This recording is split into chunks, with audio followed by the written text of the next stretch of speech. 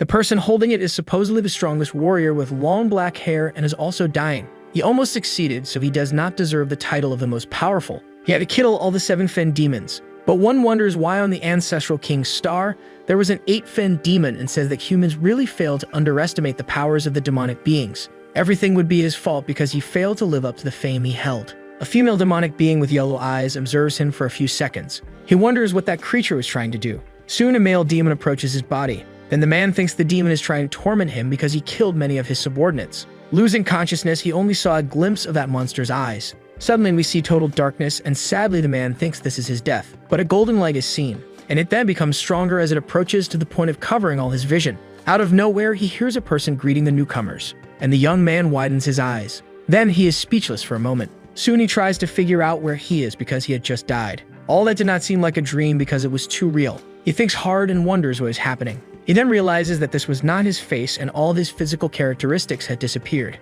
and he desperately thinks about who he is, and he wonders where he is at that moment. Zooming out a bit, we can see the building he is in. That city where he was is called Helios. A strong blonde man says that everyone must understand what it means to be part of a warrior exam because the word means protection and hope. This would be Yahello, the leader of the 3rd squad of the city. In the year 3069, after the 6 enormous monuments of the ancestral king brought the apocalypse to the world, thousands of demons overflowed from inside them, killing many humans. After experiencing the brutal battle that almost led the race to extinction, humanity finally found a way to fight against the creatures. There is a grafting device there. By recycling the demon's inner cores, humanity was able to use that weapon to temporarily gain strength on the same level as the enemies. 60 years ago, the best and most powerful soldier, who was even called a king, led all the warriors around the world. They fought in what would eventually be known as the Demon Wave in history. The war lasted for many weeks and humanity was plunged into darkness during all that time. Finally, the warriors managed to slow down the demon wave, causing the demons a tremendous and enormous loss.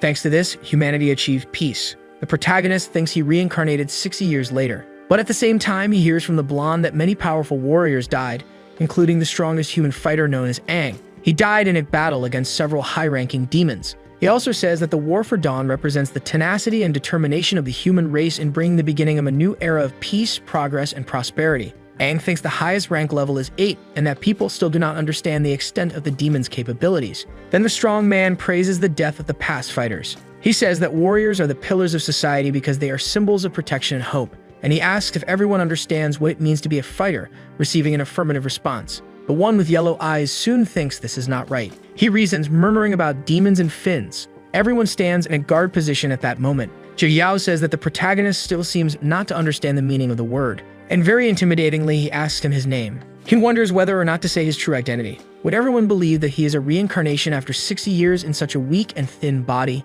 He decides to speak his real name and is responded to as if it were an insult to have the same identification as the great warrior Aang. He is asked again if his identity is indeed that. Soon after, he is insulted and called a stupid bastard without the slightest bit of warrior spirit, and he still dares to profane such a great and majestic name. Then the blonde-haired one delivers a sharp blow to his face. That body would be so worthless that it couldn't even react to a simple blow, and he can't believe that he has the same name. He is brutally thrown to the ground without any effort by the strong man.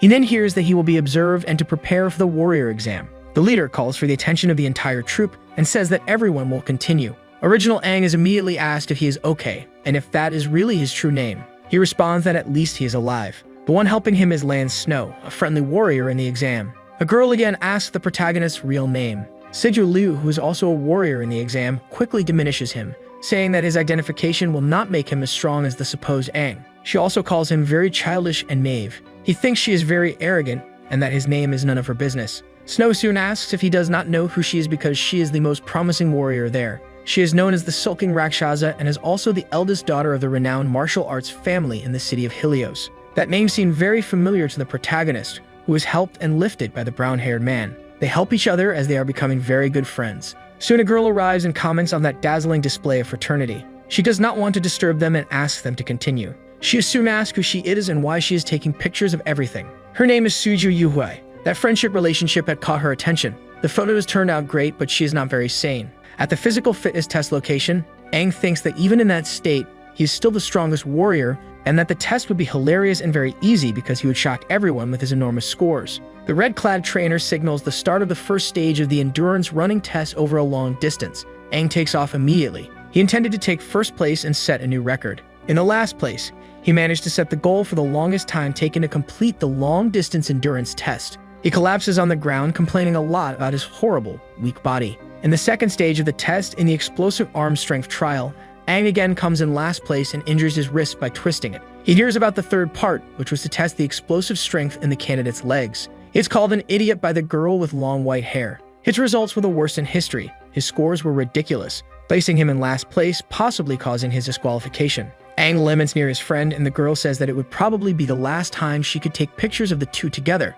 The trainer comments to Captain Yotang that there would be no reason for the protagonist to continue to the second stage due to his horrific results. So the chief decides to let him participate in the second round, knowing that it would be his last rightful chance. He orders the trainer to start the games immediately, and he has responded to affirmatively. In the second stage, the synchronization of the candidates with the grafting machine will be evaluated. Aang thinks he is in luck and smiles happily. The warriors must head to the evaluation site, and he reasons that he still has a chance to pass the test. 60 years ago, he was the strongest with a stable synchronization rate of over 96%. His body is not athletic at all, but the score will be given by the willpower of each one, and he will get revenge on those who mocked his results. He will show how much the synchronization rate of the strongest warrior can reach. Aang realizes that the equipment has become much lighter after 60 years. Segu Liu passes with an average of 39% in the test, and that would probably be the highest score for that year. Those who train from a young age in martial arts families are indeed very different. A sulking Rakshasa would be one of those people. Everyone imagines how they would hit on such a wonderful and dazzling girl and are called brats by the protagonist.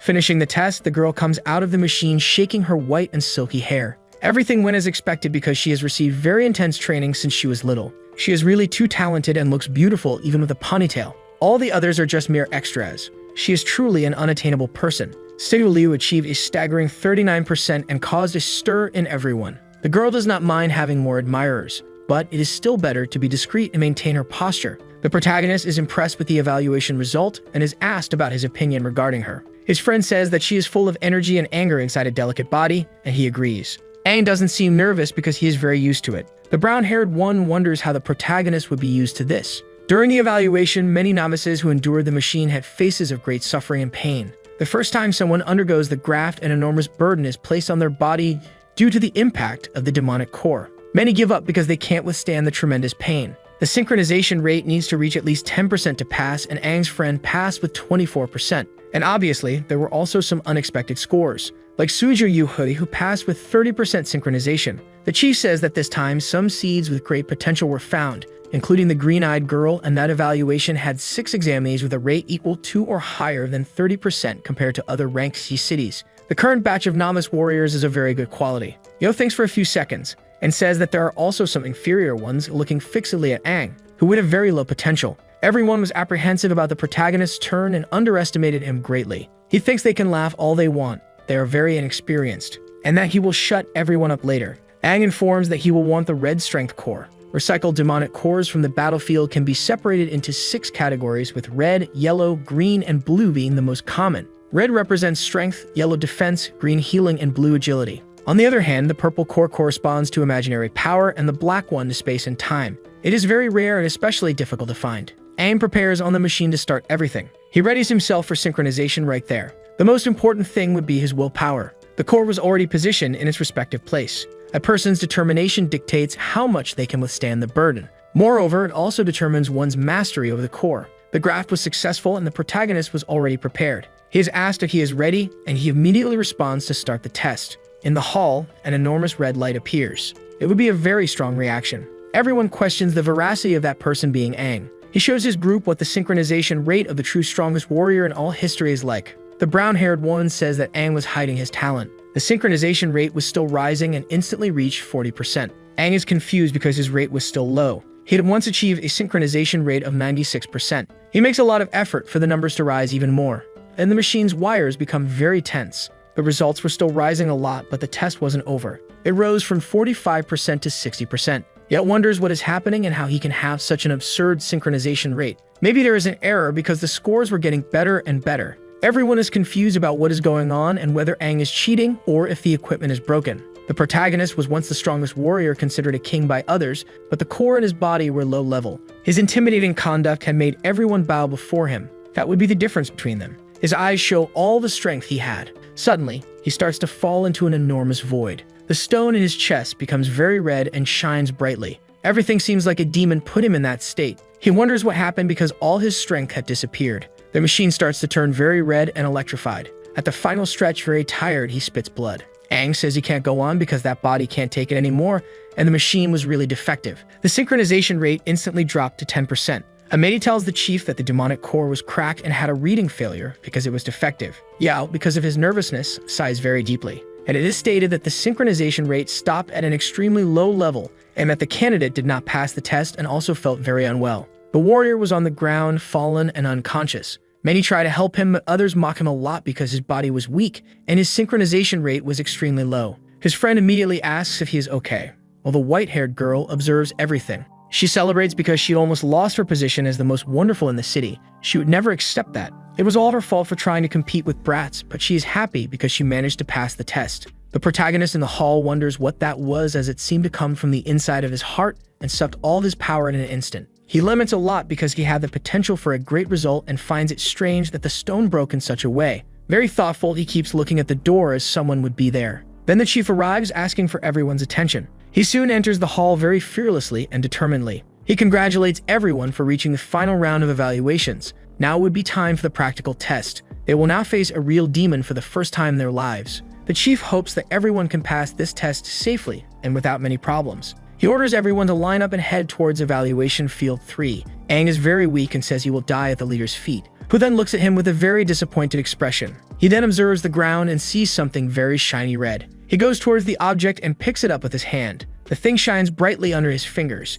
He squeezes the stone and says he is really curious about Aang. The very tired protagonist keeps running, yet wonders what he will show him in the next evaluation of hunting in the fog beyond the walls. Already at the enormous evaluation field 3, it is requested that all gates be opened for the warriors to enter the location. Stationary workers are seen amidst a lot of smoke. It would be the first time they would leave the city and wonder about the fog. Aang says that even after 60 years, people still live in isolated cities. The trainer orders them to be quiet, leave the city, and check the equipment in their spare time, as they might end up dead without even knowing the reason. Aang received a new core, but the problem probably wasn't there because his power had vanished all at once, as if something in his body rejected it. But what was going on could be a side effect of reincarnation. He starts walking towards the gate. He then feels very strange, imagining his exit. Everything around him would be in black and white. Some wolves are seen by him in his imagination. They roar with very sharp teeth, and then they run quickly forward. They enter a very dark and enormous cave. Some sound waves come out of that place and seem to get bigger and bigger. At the end of the place, many skulls are seen and a huge monster sitting on a throne.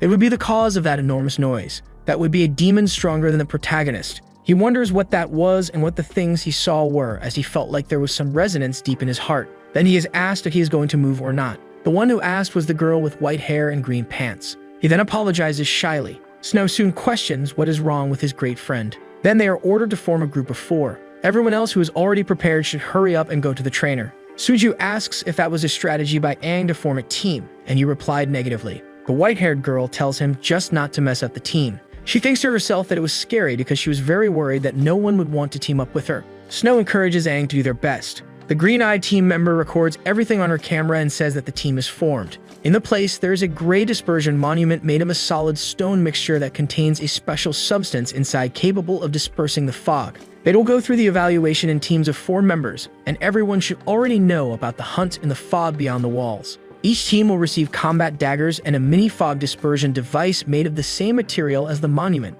The mission is straightforward. It consists of entering the smoke and heading to the designated areas with flashing lights. Insert the device to disperse the fog and hunt finless demons.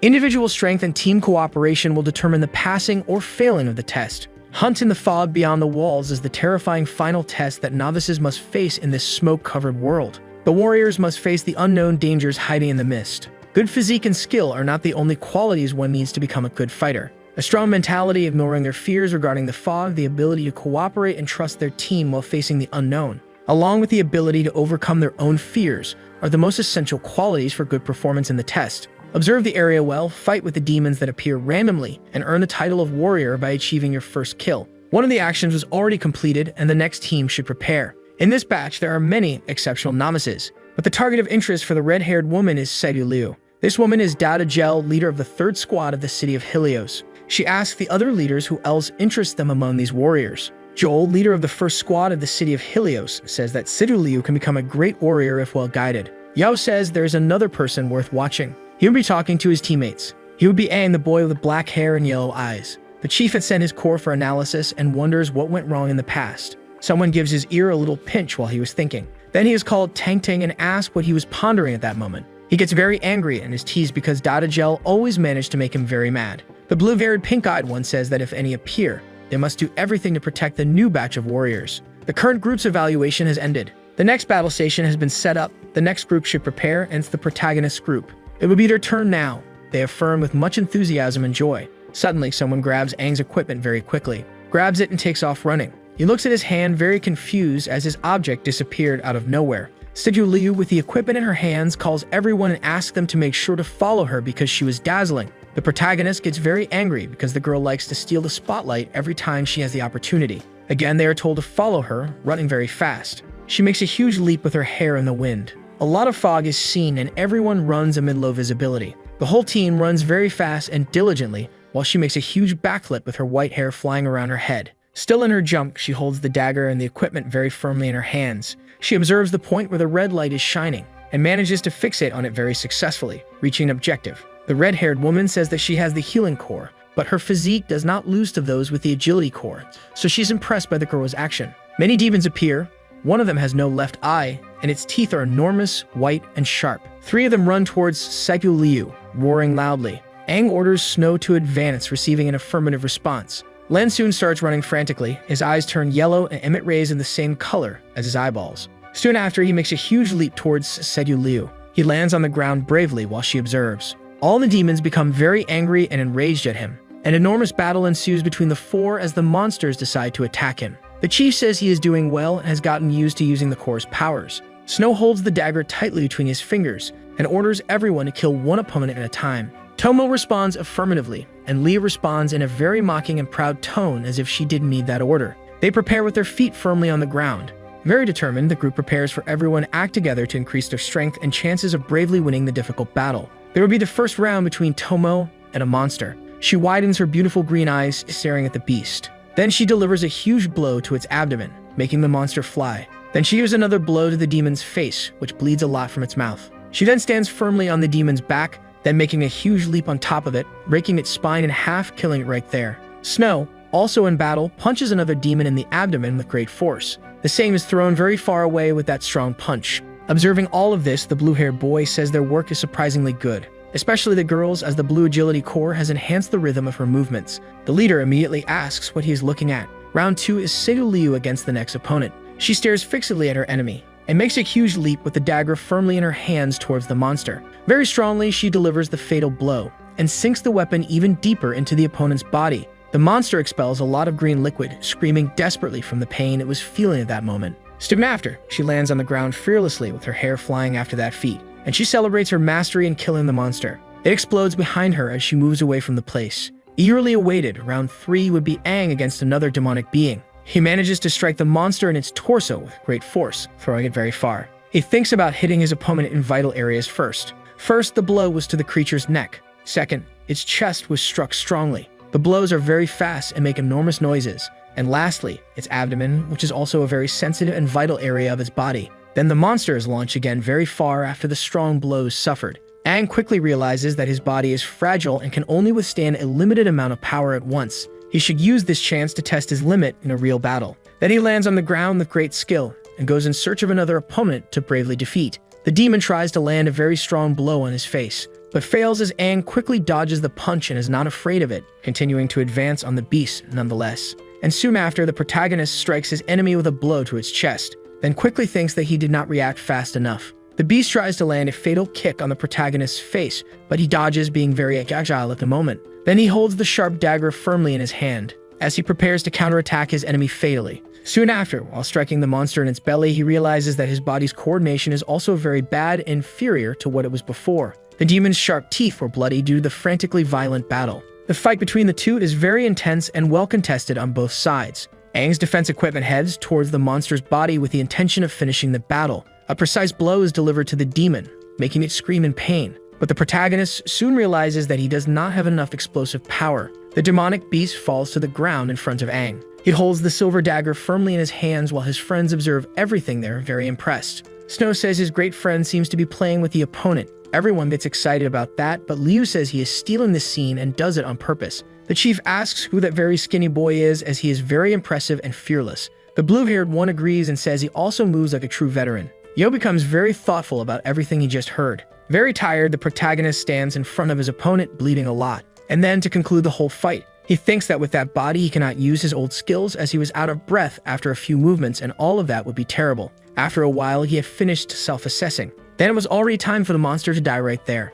As everything's about to end, something red emerges from the ground. The protagonist widens his yellow eyes, watching it rise very close to him. Suddenly, the thing strikes the monster's body, killing it, while Aang is thrown far away due to the force of the impact. The protagonist wonders what that was, being answered by the pink-haired girl, confirming that they were surrounded by tree roots. A kind of paw emerges from the ground with very sharp claws, making a lot of noise. On one of these claws, the demon would already be lifeless, bleeding a lot with it stuck in its chest. What was causing all that havoc finishes, emerging with a very scary appearance. Aang looks at that creature very impressed as green blood flows around it. It would be an enormous, powerful monster with sharp teeth and very large claws. It roars, making a lot of noise to intimidate everyone present at the moment. The sound is so loud that it is immediately heard above the fortress. From atop the wall, the leaders look on stunned. Yo becomes very worried, observing what is happening. He widens his eyes and laments with great fear. It is then discovered that this is a fin demon. Quickly, everyone runs and retreats to the city in despair, as that monster is very powerful.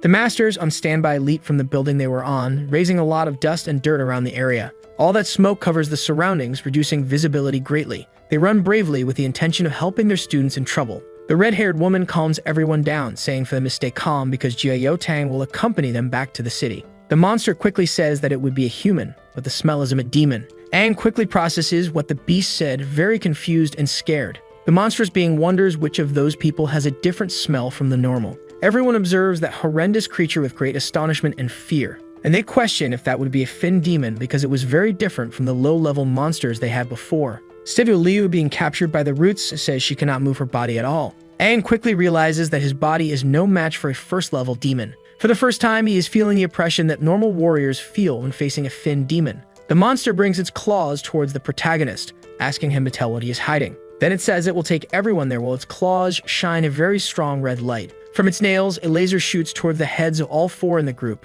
Their eyes turn white and their faces take on a very dead expression. Then they fall to the ground unconscious with the monster in front of them. The monster tries to create a huge crack in the ground. Quickly, the two chiefs arrive very heroically. The blue-haired chief tells the demon not to dare touch his soldiers, but it doesn't care about the chief's words and mocks him. It creates huge roots around itself, initiating its farewell. It finishes its greeting amid the brown tree trunks. A huge and deep hole is created in front of the leaders. They look at the hole, stunned and disbelieving, and quickly wonder if it took the four examinees with it. The enormous cavity has two huge tree trunks coming from its bottom along with a lot of fog. A huge noise is heard from within. Then the blue-haired one orders to go after them quickly. A huge mass of trees and green leaves is seen. Their journey would end there. The red-haired woman says that Tang Tang had checked that place for several days, so how could a fin demon appear despite all the care taken? That had never happened in the past. Quickly, he now arrives at the place flying, calling the names of the two. He then asks where the children are. He also questions why they stopped and orders them to continue searching for the missing children.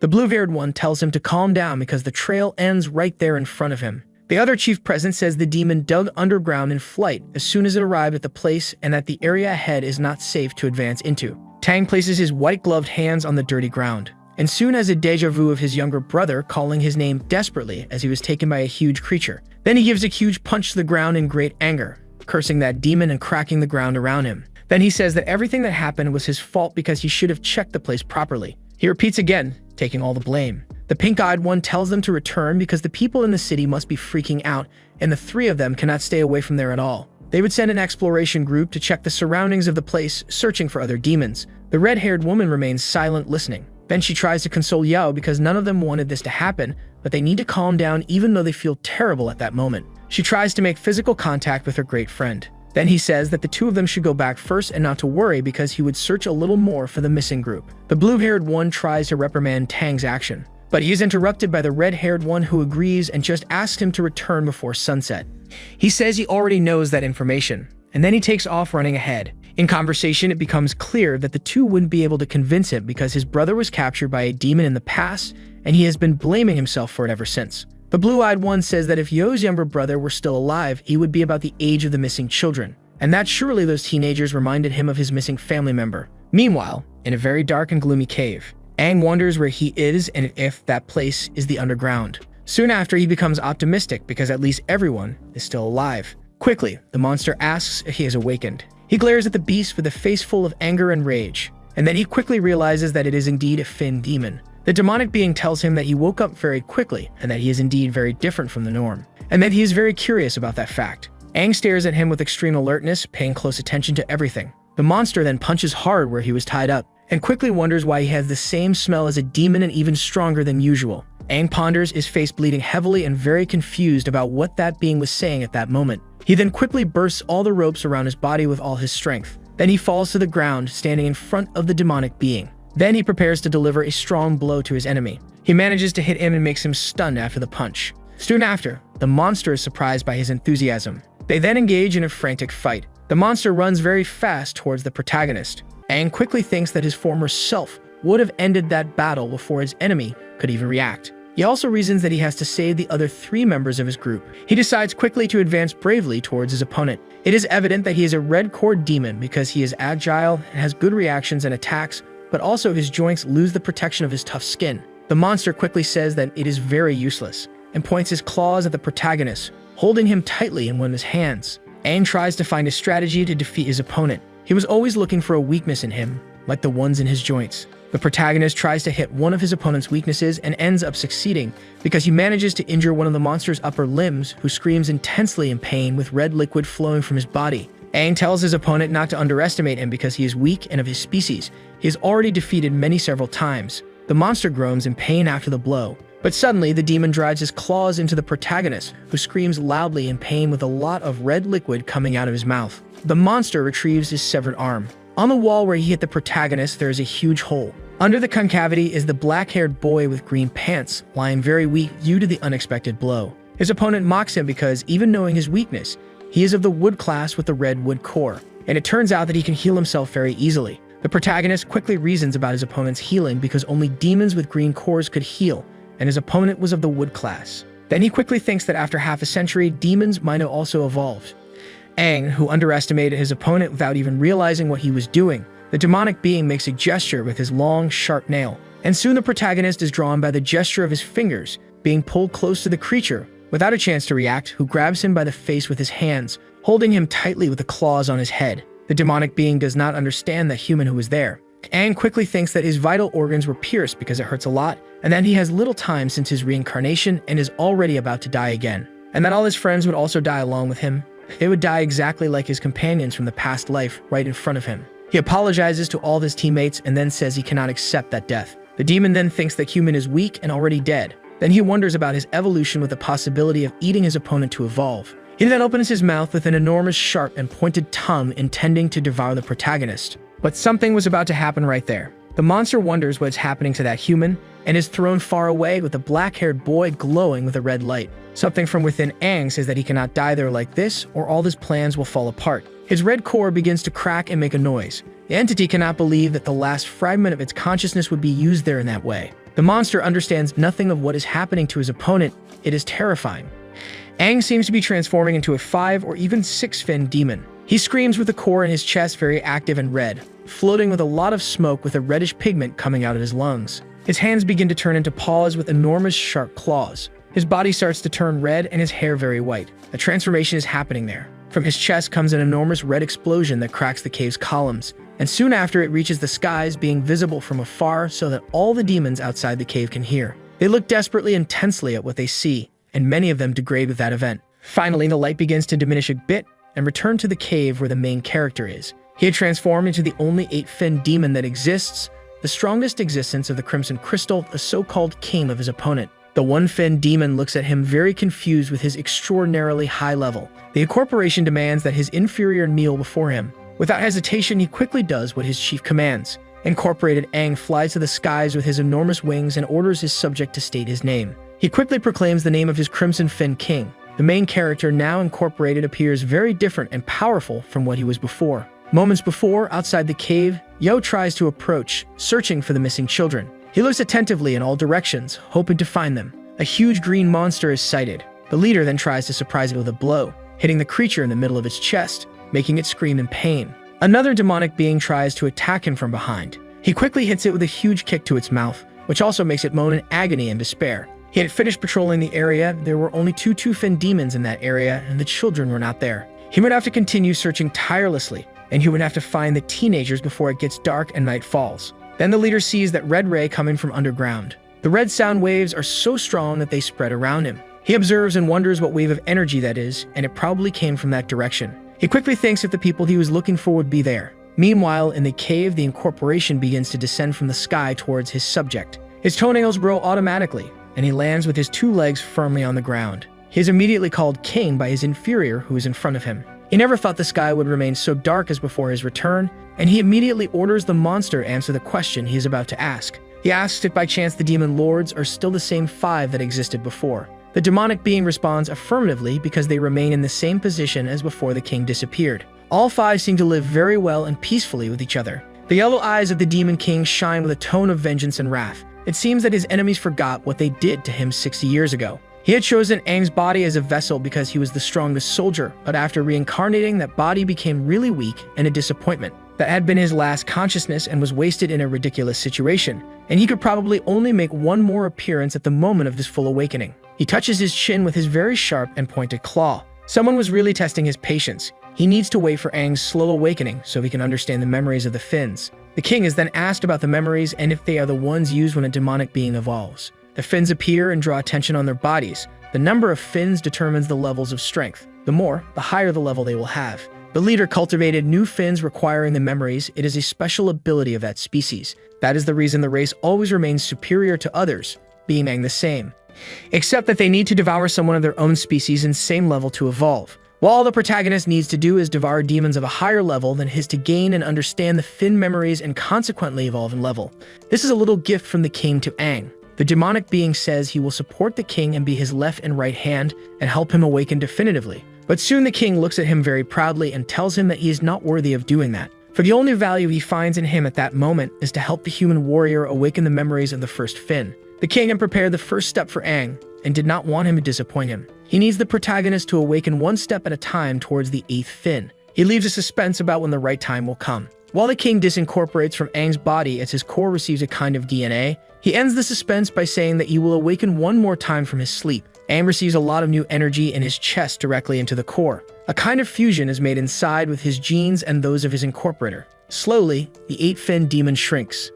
Aang, kneeling, is touched by several hands in the process. The king moves away from his host's body, which is soon wrapped in his vestiges. A yellow light is seen in the dark. Someone calls out the name of his king, the same who is the strongest leader of all. His subject asks not to die, saying that a female being is still waiting for his return. The king responds that he will not perish and will definitely get everyone out of there. They hold each other's hands firmly, and then looking at each other, they died tragically right there. But still, someone was still alive around. Aang widens his eyes and wakes up in a hospital bed and realizes that he was only dreaming. But actually, they weren't dreams, but many memories. Snow soon calls out to his friend very enthusiastically. Everyone in his group celebrates the fact that he has awakened after so long. The pink-haired girl soon comes close to him and observes his head and quickly asks why his hair changed suddenly, perhaps because of the demon gate. He does not understand what his friend is talking about. The protagonist asks if the 3 of them are okay because he remembers they were in the cave because of that Finn demon. Yo soon arrives, opening the curtain and asking if Aang remembers anything. Finishing opening all the fabric around the bed,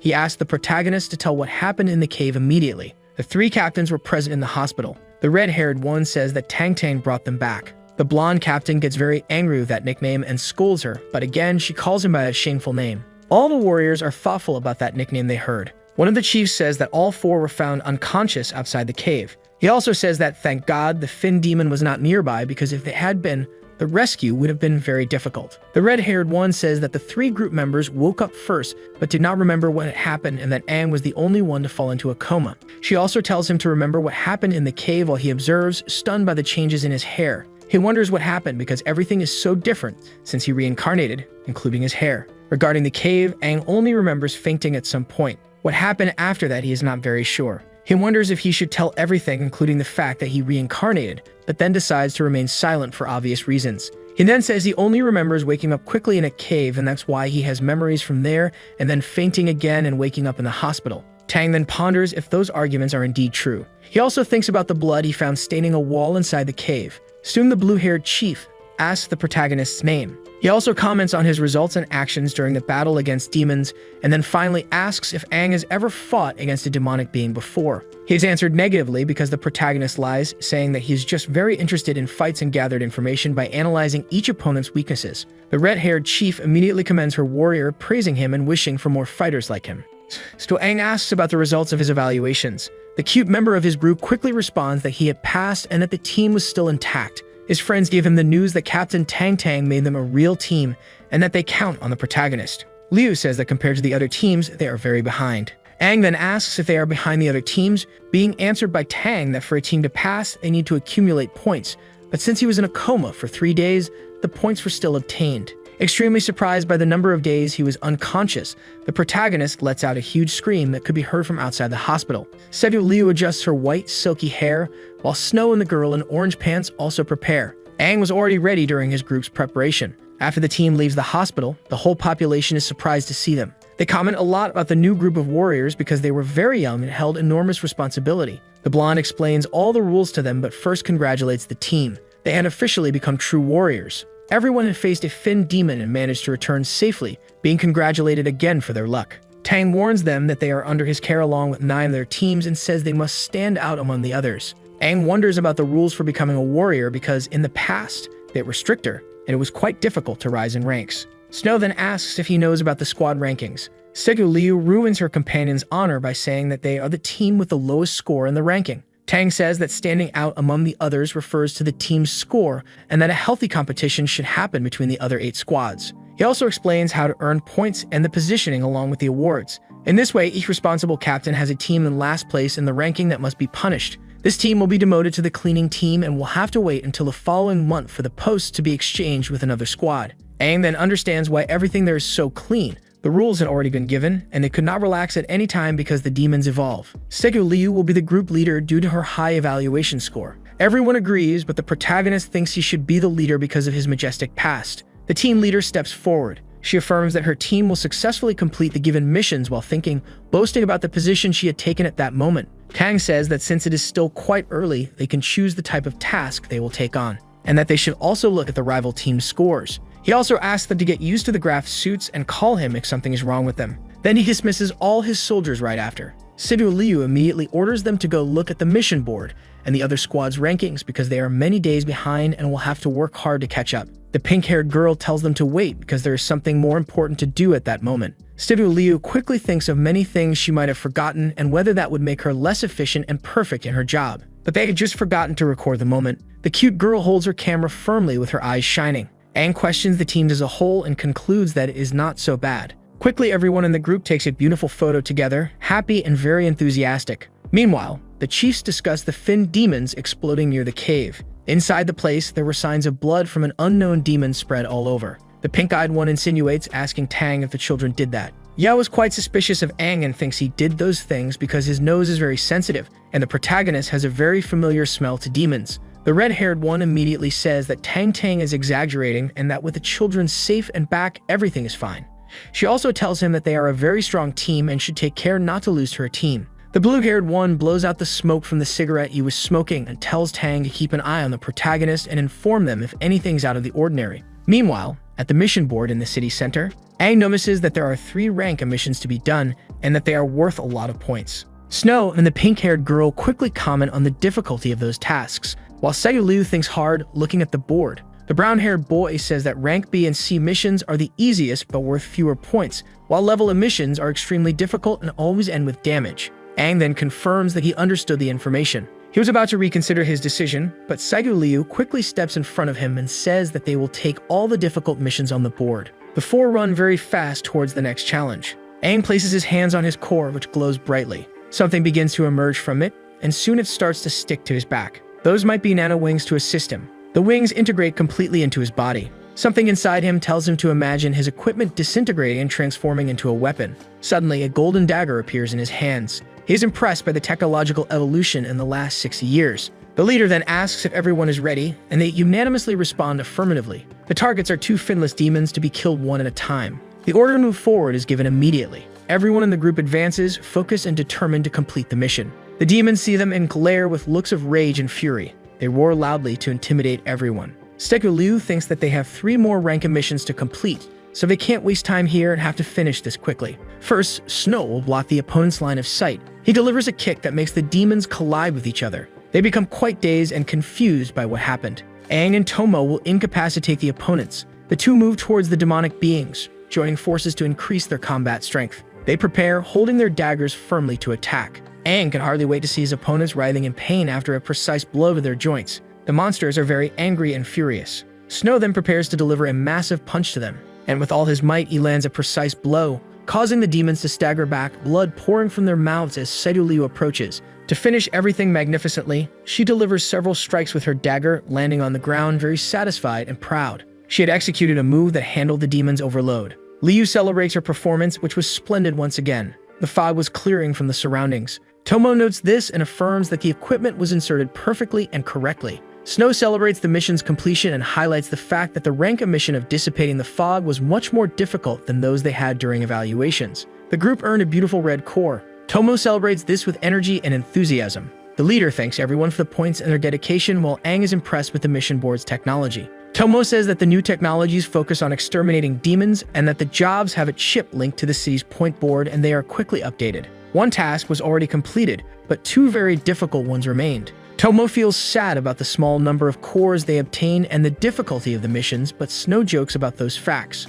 Liu says they will stick to the plan they had devised earlier. They will finish the 2 remaining missions and quickly take on more tasks to reach the top of the rankings afterward. Snow and Tomo praise their leader and the decisions she makes. The brown-haired one asks his brother what he thinks and is told to speak more formally with his friend. Aang motivates the team significantly given the circumstances, saying that God helps those who rise early so they will succeed. He thinks that his heart would be quite cold after living for more than half a century between 2 lives, but after spending time with his squad, he feels that youthful passion for life again, which excites anyone. He orders them to seek to complete the mission before the sun sets. Tomo jumps with joy and enthusiasm while Liu gets angry because Aang had stolen her lines. As the sun was setting, Snow finished tying up another opponent, and the group had finally captured 3 live demons. The tranquilizers for finless demons were already gone, but each team had only received a few special bullets. The weapon makes a strange noise as it runs out of bullets, and Aang looks at it, confused about what it could be. Liu loses her patience because the novice knows nothing about the equipment and explains the function and creation of each one to him. He is thoughtful about the evolution that had happened because in his time, tranquilizers were already used to capture demons. In the past, warriors had to knock out demons with their bare hands, and researchers always complain about the damage caused to the creature's brains. Snow celebrates the successful completion of the mission, but highlights the fact that several demonic beings also died during the task. Around the group, there are various monster corpses. Tomo quickly warns that the warriors must return to the city before sunset, and that if they don't follow the law, they will surely be punished severely. She then calls everyone to return home and have a nice meal. Aang then thinks that he doesn't know if his reincarnation has a place to stay.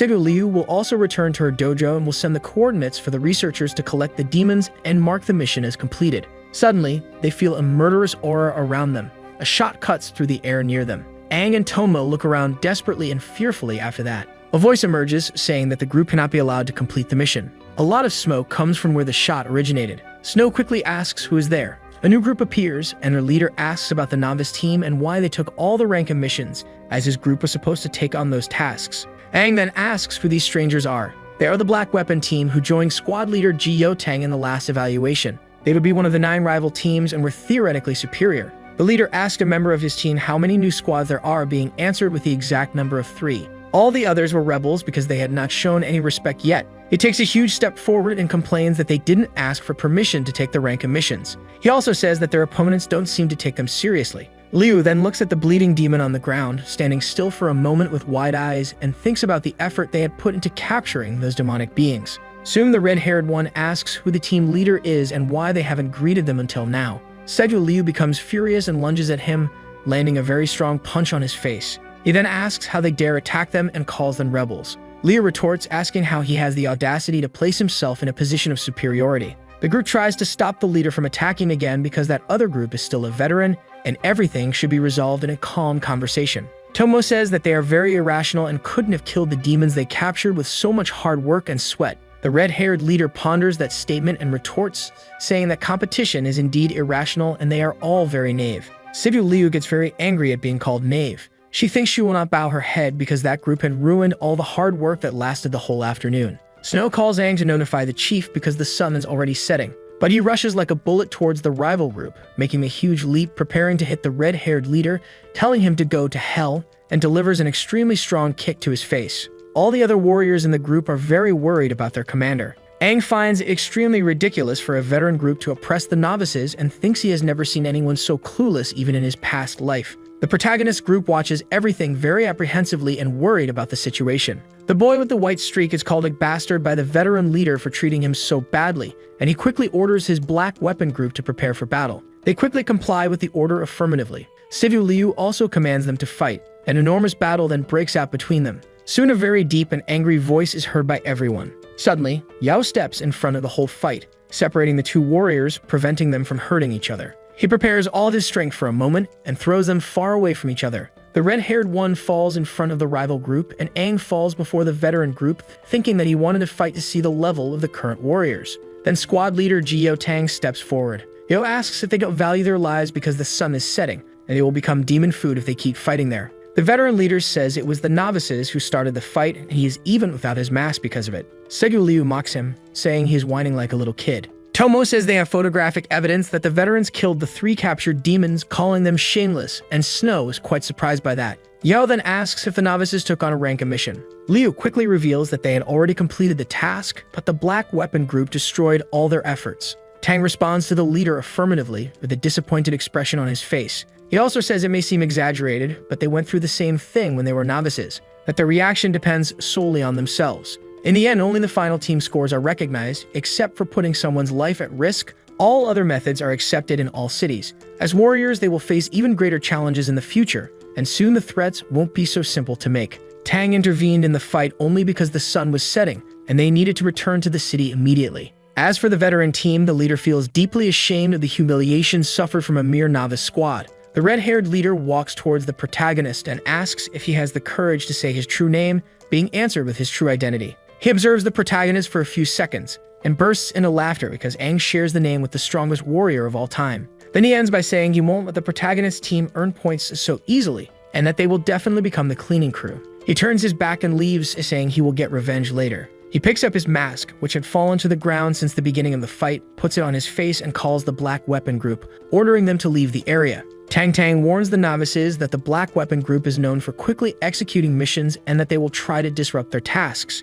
He also mentions that the leader of that group is very skilled with firearms. In the previous fight, he didn't use any, but it's worth noting that strong warriors still exist and somehow it could end badly for Liu's team. He then finishes by saying they should return to the city immediately. The leader decides to stop thinking about it for a while and calls everyone to leave. She then asks Aang why he is staring into space trying to look cool and congratulates him on his cool move. Aang is thoughtful after that. Snow then invites him for dinner at his house, but he declines the invitation, saying he has a plan that was quite mysterious until then, and it would be put into action that night. He will capture the 3 live demons alone without anyone's help. A loud security warning is issued. It says not to leave the city for obvious reasons of imminent risk. Up until that moment, only the warning was heard and no one was around because they were probably at home at that time of night. Aang thought security there would be much stricter. All there was a sign saying not to approach the temporary emergency gate. It seems they were understaffed and thought no one would leave the city at night, but that was very strange and much different from years ago. Finding demons at night was not difficult, and it would be quite easy to capture 3 finless demonic beings using the methods from his past life.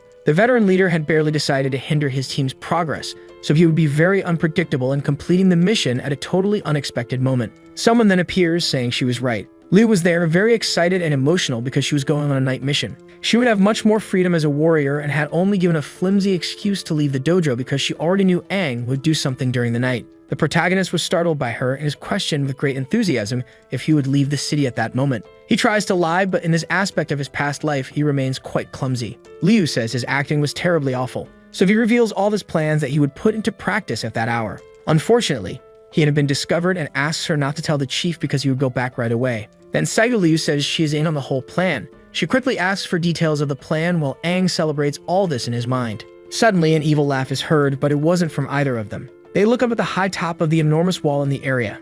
Up there, soldiers are yawning from fatigue. Standing guard, there would be torture because no one would be foolish enough to go out in the middle of the night. They were very sleepy, and one of them just wanted to close the gate, But he's reprimanded because the squad leaders shouldn't hear such a bad and foolish idea since a gap should remain open in case of an emergency. Years ago, some refugees ran to the gate begging for help, but the opening took a long time. So they died in the most horrible way possible at the hands of demons. Since that day, almost all cities leave an emergency gap in their main gates. In that world, nothing is more important than human life. The soldier apologizes and is told he will quickly get used to all that. His friend had brought a very sexy comic book. It was a photo book of female warriors from other cities and had cost a lot of money. It was the newest edition of all. While the soldiers are entertained, Segu, Liu, and Aang quickly run out of the city. They then see the old training field, which at night is filled with fog. The protagonist calls his friend to head in the opposite direction. They are already far from the gate to avoid being discovered, and the ruined forest there helps them camouflage. The plan is to attract the monsters close, aim for their heads, and knock them out with brute force.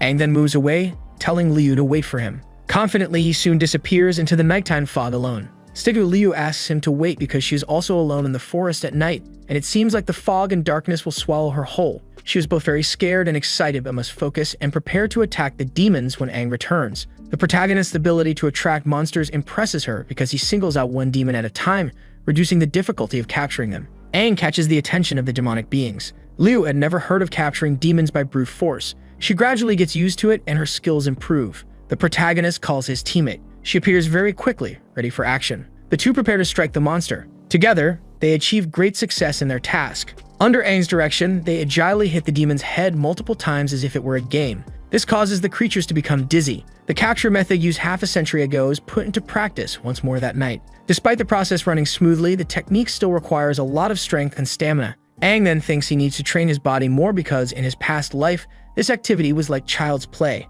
Finally, the third demon is captured.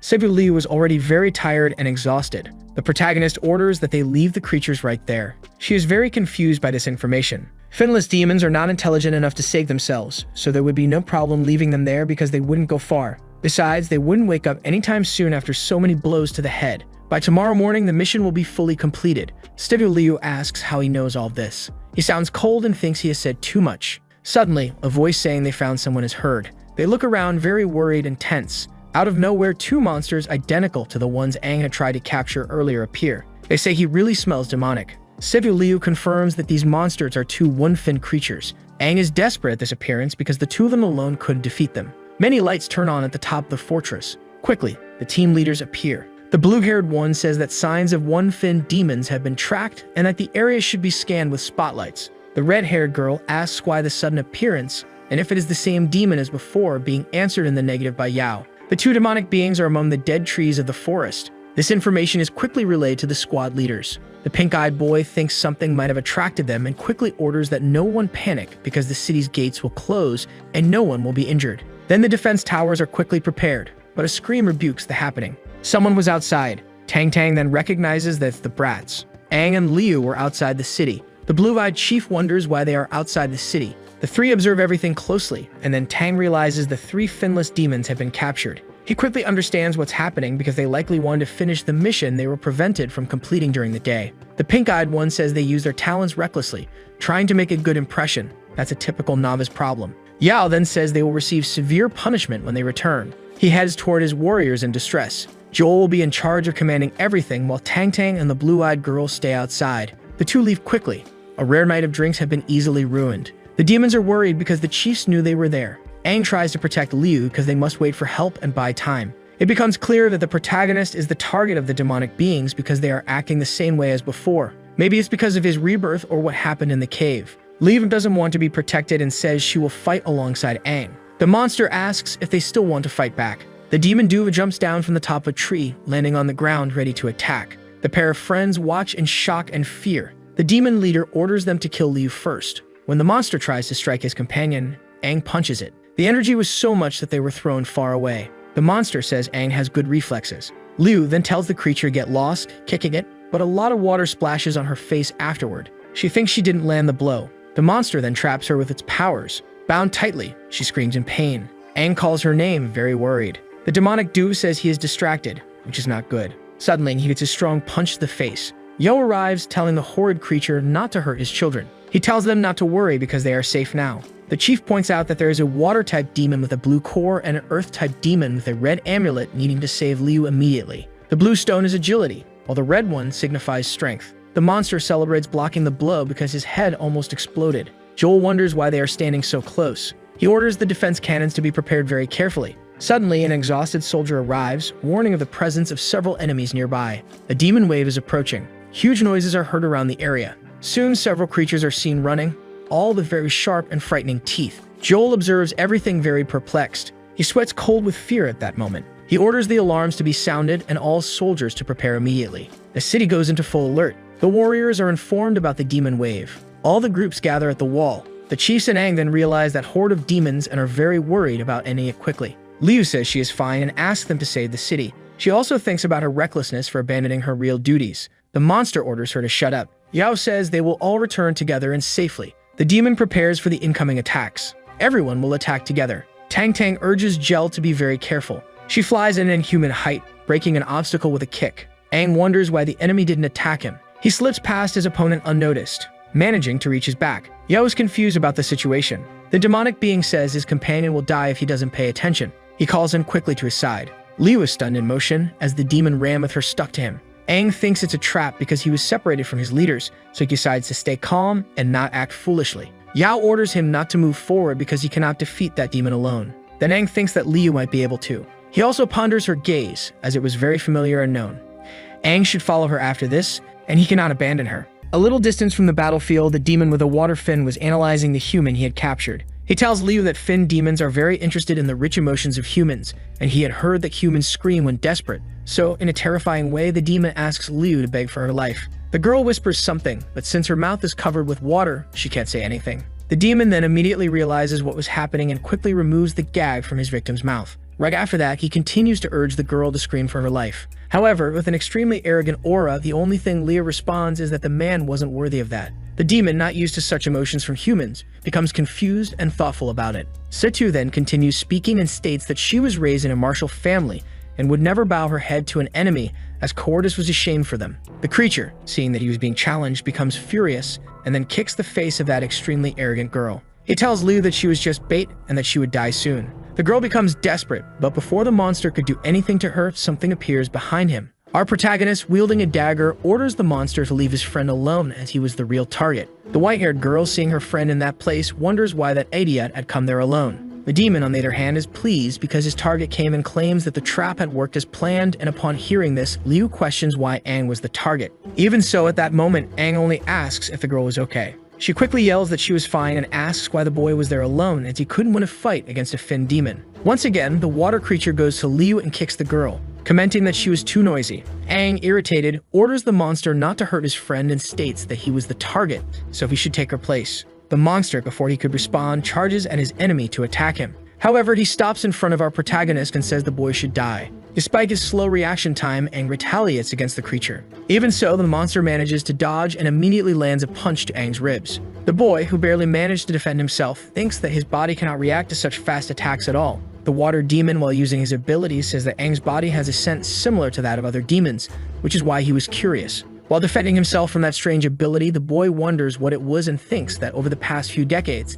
demons had evolved and gained more attributes. Meanwhile, Liu, analyzing the battle, thinks that the boy's body was too weak and he couldn't use any abilities besides physical techniques. And if the fight continued at that pace, she feared that Aang would die, and thus both of them would end their lives there. Once again, the anxious girl wonders why that idiot came there alone, as he was no match for a fin demon. Determined, the girl says to herself that she couldn't just stand by watching her friend face such a monster. At that moment, while the two opponents exchange blows, the fin demon manages to use his water power and capture one of Aang's arms. But on the other hand, the boy sees an opportunity in this opening to attack and tries to strike the demon with his knife. However, the demon also blocks this attack and states that the boy had killed another demon in the cave, so it didn't make sense for Aang to be so weak. The young man only responds that he didn't know what his enemy was talking about and then states that he hadn't done any of that. Confused, the monster comments that such behavior was bad, and for that reason, the young man should be punished. He starts to use his strength to try to break Aang's bones, who is defenseless.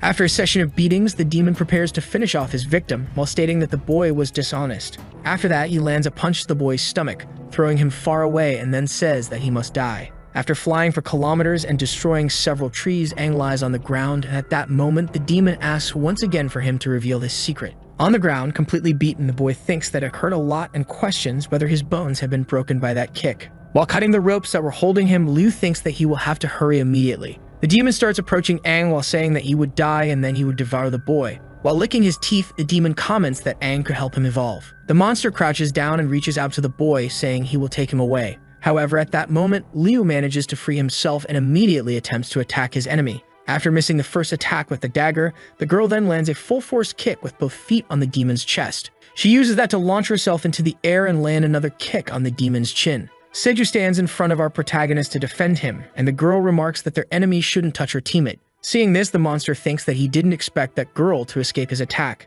Seeing his heroine right in front of him, Aang says that person was very strong. Irritated, Liu tells the monster that if he wants to kill a member of their group, he will have to kill the captain first. And the monster promptly agrees and launches an attack with several water needles. As if a rain of blades were coming her way, the girl prepares to do something. But she realizes it is already too close to her and wonders what she should do. With agility, she begins to deflect all the needles while simultaneously protecting our protagonist. Aang tries to ask the young woman to stop defending him and dodge. However, the girl replies that if she dodges, the boy will get hit, so he shouldn't say anything more. At that moment, the demon sets a trap and warns the girl to be careful beneath her. Then the water needles on the ground begin to take shape. They promptly hit Liu from behind, putting the girl in a difficult situation. The demon uses this to bring the young woman close to him, and after achieving this, he grabs the girl by the neck. Right after that, the monster, irritated, exudes even more death and says that before anything else, he will humiliate the girl. With a terrifying smile, the beast also tells the human in front of him that soon she will be screaming and begging for help. Our protagonist was almost unconscious and only sees that monster in front of him holding his companion by the neck.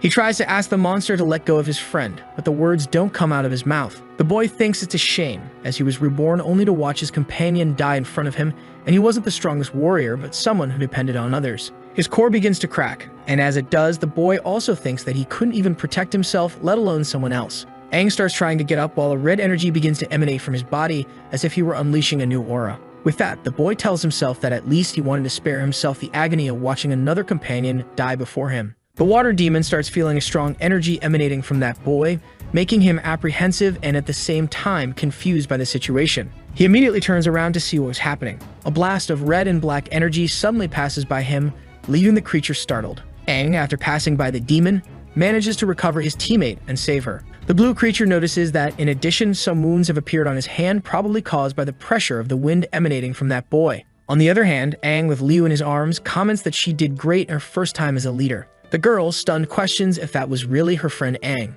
However, with a strange expression, the boy only asks her to leave the rest to him. With dark energy surrounding his body, the young man gently lays Liu on the ground so she can rest. The blue demon remarks that he was right, and Aang also has the same smell as them. Immediately afterward, our protagonist turns to face his enemy, commenting that he also doesn't know exactly what happened. He thinks that the power seems to be coming from his chest and shooting upwards. Moreover, this strong energy even seemed like it would pierce through his body. Then suddenly, red energy begins to emanate, making Aang groan in pain. His core starts taking a different shape and a symbol appears right on his chest. The blue creature realizes that core was the same as the one belonging to the king of the Finns, and that was extremely bizarre. Fainted, Liu can only watch as her friend Aang takes on a completely bizarre new form. The boy remarks that he doesn't know what's happening, but he knows the demon is going to die and then activates his fin form, which causes a horn to grow on him. Elsewhere, the battle between the two leaders of the third squad and the earth demon was raging. The monster, while attacking one of the two leaders, notices something strange. He looks to the side and thinks that something is happening and an energy is making his head spin. Tang Tang orders the monster not to get distracted and immediately charges at it to punch him. He manages to land a solid punch on the core of his enemy, causing a loud echo. Even though it was an extremely powerful punch, apparently the demon manages to stay standing. However, Dada was not in the mood to leave him alone, and after Yotang hits the demon, the wound appears next to her teammate. Without hesitation, she delivers a solid kick to the earth demon's head. This blow indeed sends the creature flying, crashing it into a nearby tree. In order to show no mercy to her enemy, the woman immediately advances to finish the battle. The monster, now completely wounded, thinks that he couldn't defend himself and that these creatures were too strong. Dada and Yao Tang didn't want their enemy to think much and the two quickly charged at him again. In perfect sync, they managed to strike the creature with a punch and a kick, causing the beast's core to start emerging. The squad leaders also emit an energy that begins to pierce the chest of that creature. This immense power sends the monster flying into the air. We then see that a hole had appeared in the monster's stomach, and it gets angry about that. It starts doing something and its core changes color. Seeing this, Gel realizes that the creature is trying to self-destruct and warns Tang Tang that they need to act quickly. Furious, the monster had already made up its mind and begins preparing to end those creatures. Yet suddenly, a golden energy strikes the beast, throwing it far away. This power pierces the monster and slams it into the ground. We then see that when it struck, it was a metal spear. Confused, Dada and Yaotang look in the direction of that weapon to find out what had happened. Looking toward the wall where a battle was taking place, the two realize it was from the defensive artillery. While defending the gate, Joel was fiercely fighting all the creatures he saw in front of him. The boy, being strong, was managing well even in front of several creatures without fins. Still, he thinks there are too many monsters there and says there's no way to kill them all. Frustrated, he orders his companions to return to the city as the wave of demons was approaching. Hearing his friend's request, Dada tells Tang Tang that they need to go back because the city's citizens needed them. Even so, the blonde reminds her that his student was in danger, fighting a very powerful finned demon. However, Gel brings him back to reality, stating that she feels just as bad as he does. Yet they were not just squad leaders but warriors with responsibilities. The man, even irritated, realizes this is the best course, and soon after, he and his companion head toward the wave of monsters attacking the wall.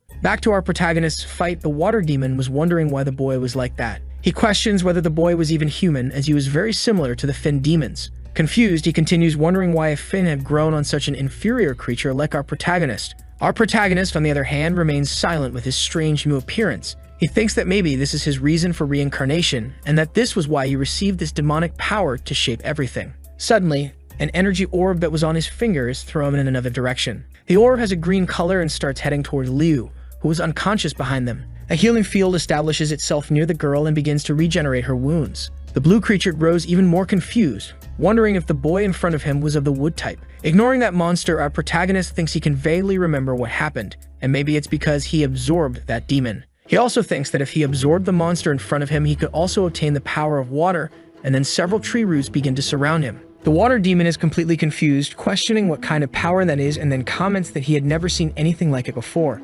Imposingly, Aang levitates with a throne made from his new power. In a completely snobbish manner, the young man says that he is excited to see the extent of his demonic power. The creature, realizing that our protagonist had absorbed a wood-type ability and also acquired a fin core, begins to tremble. Seeing that monster right in front of him, the boy says it's interesting because in his entire life, he had never seen a demon show so much fear before. The young man quickly uses his wood power to move right in front of the demon. He gets close enough and asks the monster to attack him with everything it's got. Finally, Aang says he wants to see how strong he is in this form, and the monster, worried, asks who this human is. Immediately after, he uses his water form to hurl droplets in Aang's direction, but Aang quickly defends himself with his gravel shield. The boy, after gaining some distance from his enemy, thinks it's interesting to manipulate elements. Aang remembers that the wood-type demon he absorbed had a very interesting ability, and this was the perfect time to test it. Right after, he begins to copy a technique he saw from the last demon he fought. Roots start to emerge from the ground toward the water demon. They begin to surround the creature, and after binding it, they twist its body. Our protagonist, while making all these moves, thinks that it didn't seem difficult at all and was actually quite interesting. The monster realizes that it's being strangled and soon starts moaning in pain. Aang, enjoying this, just asks the monster to keep fighting for its life. The water monster thinks he must use his trump card to survive, so suddenly a drop of water starts to emerge from his chest. Water blasts, which the demon calls disintegration, head toward Aang to put an end to him. However, with his new abilities, the boy manages to react and dodge that attack in time. The creature, seeing that it wasn't enough, immediately charges at his opponent in an attempt to end his life. The monster tries to use his claws to dig into Aang's body, while saying that he could not kill him. The creature manages to use his claws to cut our protagonist's arm, while saying that he was wood-type and couldn't hurt a water-type like him. After this, the creature launches several attacks, and during the strikes, he says that this power is not something the boy could comprehend. And finally, he kicks Aang in the chest, launching him far away. The boy is thrown against a tree, destroying it and suffering a heavy impact. However, even while flipping through the air, the boy has a smile on his face. He uses the surrounding trees to create a wooden hand that stops him mid-air, preventing him from being thrown further. With that red aura around him, Aang confirms the water demon's theory that he was right, as he didn't truly know how strong demonic power was. However, with arrogance in his eyes, he comments that he was the most powerful warrior and extremely good at learning things. Recreating his arm with his attribute, the boy says that all he needed to do to kill that demon was to constantly familiarize himself with demonic power. Aang's enemy is extremely impressed that the boy was able to use wood-type self-regeneration in an instant. Seeing this, our protagonist simply responds that he had already said he was good at learning new things. Without hesitation, he charges at his opponent using his new physical strength. Quickly, the boy starts closing in on the water demon, who just stares in silence. He also uses his ability to leap through the air and does so several times, gaining momentum and accelerating the speed at which he was running. In the blink of an eye, Aang is already face-to-face with the water demon, who is impressed by it. Before the creature could gain distance, it realizes it has been trapped by roots from the ground. At that moment, our protagonist manages to touch the face of the finned demon with both hands. With a demonic expression, he says that he won't let his enemy escape under any circumstances. The boy starts to levitate using his ability, while the water demon kneels. Our protagonist states that he was getting bored with the fight while starting to do something to his enemy. The demon's innards begin to turn green and something starts to emit from his body. After a flash, an explosion happens, causing that poor demon to disintegrate in the blink of an eye. The only one left standing is Aang, who is still completely fine. The core of the demon that had just been killed flies to the back of the young man with black and white hair. Something begins to reintegrate the body of that creature, and after reforming again, the demon claims he can disintegrate his body and rebuild it at any time. However, before he can attack Aang, the creature is struck multiple times with wooden spikes. The young man simply replies that he knew that, but the core, which is vital to demons, cannot regenerate just like that. He also comments that it was foolish, and that the demon had simply overestimated himself. In his final moments, the creature sees its core being sucked away from its body by the roots made by the boy. Nearly dead, the monster tries to stop it, but Aang squeezes his core. He declares that once a demon's core is destroyed, even a seven-finned demon will die. With a malevolent expression, the boy comments that he is going to take the water-type powers of his enemy. The body of that creature begins to dissolve into liquid and spread across the ground. Amidst a blood-red moonlight, our protagonist stares at that object. Shortly after, he destroys it and begins drinking what was coming out of it as he wishes to make himself stronger. After drinking all of it, the boy wipes the corner of his mouth while saying it didn't taste bad. The young man then looks in Liu's direction, who is being healed by the energy he himself had produced. For some reason, Aang starts using his water power, which moves toward the girl. In the blink of an eye, he materializes right in front of Liu, merely staring at her for a moment. As if he had another personality, the boy begins to say that demons devour and humans kill. He repeats this once more and for some reason prepares to attack his companion. The young man undoes the protection around her, almost hitting her. However, before he could fully strike Liu, his hand stops. Aang's true personality starts preventing that evil force from doing it. Our protagonist begins to tell himself that he couldn't kill an ally as all he ever wanted was for that girl to be safe. And right after that, he orders that damned voice to get out of his head. Within Aang's consciousness, the eight-finned demon was saying he couldn't believe that boy was able to resist his will. And after analyzing it further, he states that it was truly interesting. We then return to the battle in front of the city wall. Even Suju and Snow were helping in the fight to prevent the monsters from climbing the wall. The boy, with his stone ability, strikes the ground, causing a pulse that throws several of those finless monsters away. Irritated, he questions where his friends Aang and Liu were, as their team was the only one that hadn't reunited yet. Suju, while cutting one of those monsters, replies that she heard from the other teams that 2 warriors had escaped the city and were targeted by 2 one-finned demons. She also says that those other warriors were probably Aang and Liu, which is why she was worried. Upon hearing that her brother and her comrade had escaped the city, Snow is shocked. The girl simply asks Snow to stop asking questions and then states that the situation was extremely dire. While defending herself from the beast's attacks, Snow is annoyed by the sudden appearance of those 2 finless demons. Immediately after, she charges at one of the demons and comments that they should just focus on enduring that demonic wave for now. Dada and Yao Tang had just arrived on the scene. The two, without hesitation, promptly head towards the wave of monsters in front of them. Joel was also in the middle of the battle, asking his friends how their cores were holding up. Tang Tang, on the other hand, was too busy fighting the beastly creatures in front of him. After leaping into the air, the man lands on the ground, punching one of the monsters and hitting multiple surrounding creatures with an energy pulse. He finally responds that his core wasn't too exhausted, and Dada's must be at the same level. Gel, who was fighting, thinks that a warrior's core will eventually wear out, as the greater the power, the more energy it consumes. Fortunately, she and Tang Tang were working together to fight those demons, and after thinking this, the girl lands a kick on one of the creatures, sending it flying into others. After that attack, the girl asks her friend Joel what they should do next. The man responds that the two of them killed that finned demon, and the attacks from the finned demons have decreased significantly. Moreover, with the finned demon gone, these demons are like soldiers without a commander and are only attacking aimlessly. And although finned demons don't have minds of their own, they understand the concept of the fear of death, so the plan is to make those creatures afraid. With a wicked expression, the boy declares that they should use this opportunity to weaken the enemy's will to attack and buy time for the soldiers.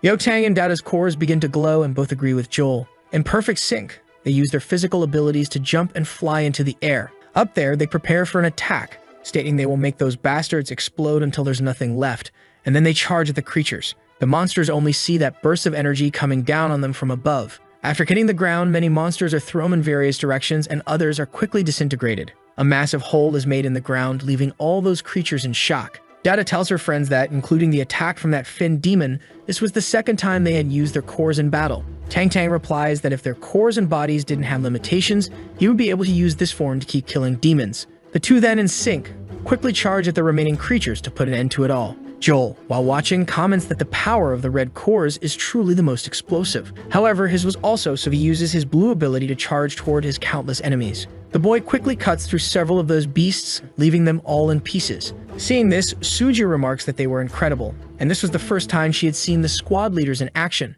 and they were very strong. Snow, on the other hand, says that the strength of a warrior with a fin core was incredible, and it made her extremely envious. After that attack, Joel asks if his friends are okay, and both quickly agree, with Dada stating that she was enjoying killing those demons. The wave of enemies begins to retreat slightly after taking so much damage. Joel celebrates as those bastards were truly feeling fear and the plan was working. It was time to lift the spirits of the other groups. The commander then asked the warriors to replenish their strength and continue fighting, as the demonic wave was being forced to retreat. Everyone on the wall begins to celebrate, as the squad leaders were indeed very strong. Finally, Joel sighs, thinking that they could finally rest. However, something makes his pupils dilate. The boy realizes that, amidst the horde of demons, something was coming, and they assume it was the last Fin demon. However, through the smoke, a familiar silhouette can be seen. The three leaders then realize it was someone they knew very well. We see that in the midst of the mist, Aang appeared carrying the body of his friend. All the creatures that were previously attacking the wall become motionless in the presence of that being. Dada is impressed by Aang's presence and wonders where the Fin demon that was attacking the boy and Liu went. Joel, nervous, remarks that even though they made the finless demons retreat, Aang couldn't just come there or he'd be devoured. The lower-level monsters, with no consciousness, charge our protagonist. Seeing this, Yahello tries to stop them, commanding the monsters to stop immediately. For some reason, Aang remains in the same place, not moving a muscle. He simply looks in the direction of those mindless beasts and orders them to leave immediately. All the creatures, sensing the energy of that being, retreat without a second thought. The demons that were once furious bow, trembling in fear. One of them quickly runs away without hesitation. The monsters, seeing this, follow suit, and the entire horde that was attacking that place starts running past Aang. In the midst of that confusion, our protagonist stands tall, as if unaffected by anything happening. Yahello is extremely confused by this and halts his advance. Confused, he asks his colleagues why the demonic wave had suddenly retreated. One of the people on the wall defending it finally realizes what was happening. Everyone on top of the wall also noticed that the demonic wave had retreated and started celebrating for having managed to protect the area. However, one of the young men asks his friend why those monsters suddenly retreated and wonders if the attack from the three squad leaders scared them. Even so, the celebration continues and everyone on the wall begins praising the squad leaders for what they had done. Looking at his colleagues, Ji wonders if those monsters really retreated because of them. The other option Yahello suggests is that those creatures ran away because of Aang. The boy, who had remained imposing until that moment, kneels, collapsing to the ground. He soon faints and Yahello notices this, running towards his student to try to help. Our protagonist, while almost fainting, sees the three squad leaders running in his direction. In the vastness of his mind, the 8-fin demon states that the boy really enjoyed using that power. Confused, Aang asks who that being was that was talking to him. The demon replies that they had met once half a century ago and then mentions that Aang should be able to remember. At that moment, our protagonist realizes that it was one of the two 8-fin demons he saw and then asks how many of those demons exist. However, the creature only replies that he shouldn't worry about that, as the boy would find out how many exist in the future. Aang awakens in his mind and realizes that in front of him was that being he saw back then. The being states that he will reveal his name and mentions that he is the king of the Fins, Commercium, the strongest 8-fin demon. The boy can only stare at that powerful man in front of him, unable to say anything. The creature thinks that the fact this human wasn't even scared and his presence was incredible, and this explained why he had rejected his will earlier. He then tells Aang that the boy doesn't need to worry since he won't harm him for now, but irritated, Aang stands up and questions why he was chosen. The 8-fin demon only responds that the boy was asking too many questions. In the blink of an eye, another version of him appears, placing his hand on Aang's face. The king states that Aang will eventually learn about his plans, so he shouldn't be in a hurry. And as for his body, now the two shared the same body. He also says that for various reasons, he would need to hibernate for a long time, and to keep them safe, Aang would have to strive to evolve in the future. With arrogance, the demon finally says that if Aang did that, he would become closer to the nearly perfect being that the King of the Crimsons was. As he gets up, the boy remarks that this demon greatly underestimates humans. He prepares to attack the monster, but soon wakes up to someone calling his name. We then see that in reality, Aang was holding Liu by the collar and almost hitting the girl with a punch. For some reason, the boy was looking at certain parts of the girl that shouldn't be revealed.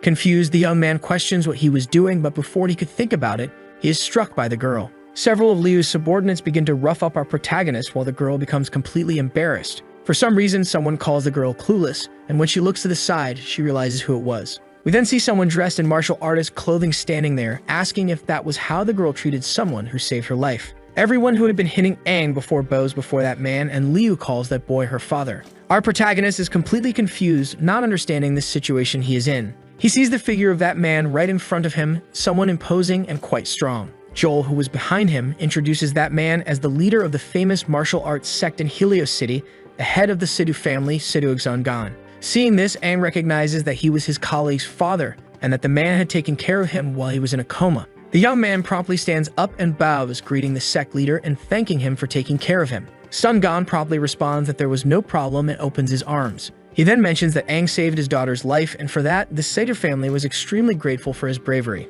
Sun also says that all the warriors could rest at the Sidhu family's dojo, as they would celebrate the retreat of the demonic wave later. Gon states that he had watched the three leaders since they were young, so they shouldn't be too formal and could also treat the family dojo as their own home. They should also take care of his daughter, since even though she had a difficult personality, she was a good person and shouldn't be treated in a special way. Yao Tang simply responds that the boys shouldn't worry and assures that they would do their best. Suddenly, the blonde man says that before going to the celebration, he needed everyone to leave the room except Aang because he wanted to have a conversation with the young man. Our protagonist is confused by this sudden action, but after that, everyone leaves, leaving only the three squad leaders and Aang. The blonde man tells his student that the one-fin demon in the warrior exam and the demonic wave were strange situations, and for that reason, he wanted to know what Aang knew. Joel, irritated, responds to his friend Yao Tang that even though Aang was a member of his own team, he couldn't hesitate with him, so he was going to do something in his place. Then he tells Aang that he will ask him a question, and with a terrifying expression, he asks if the boy was a demon.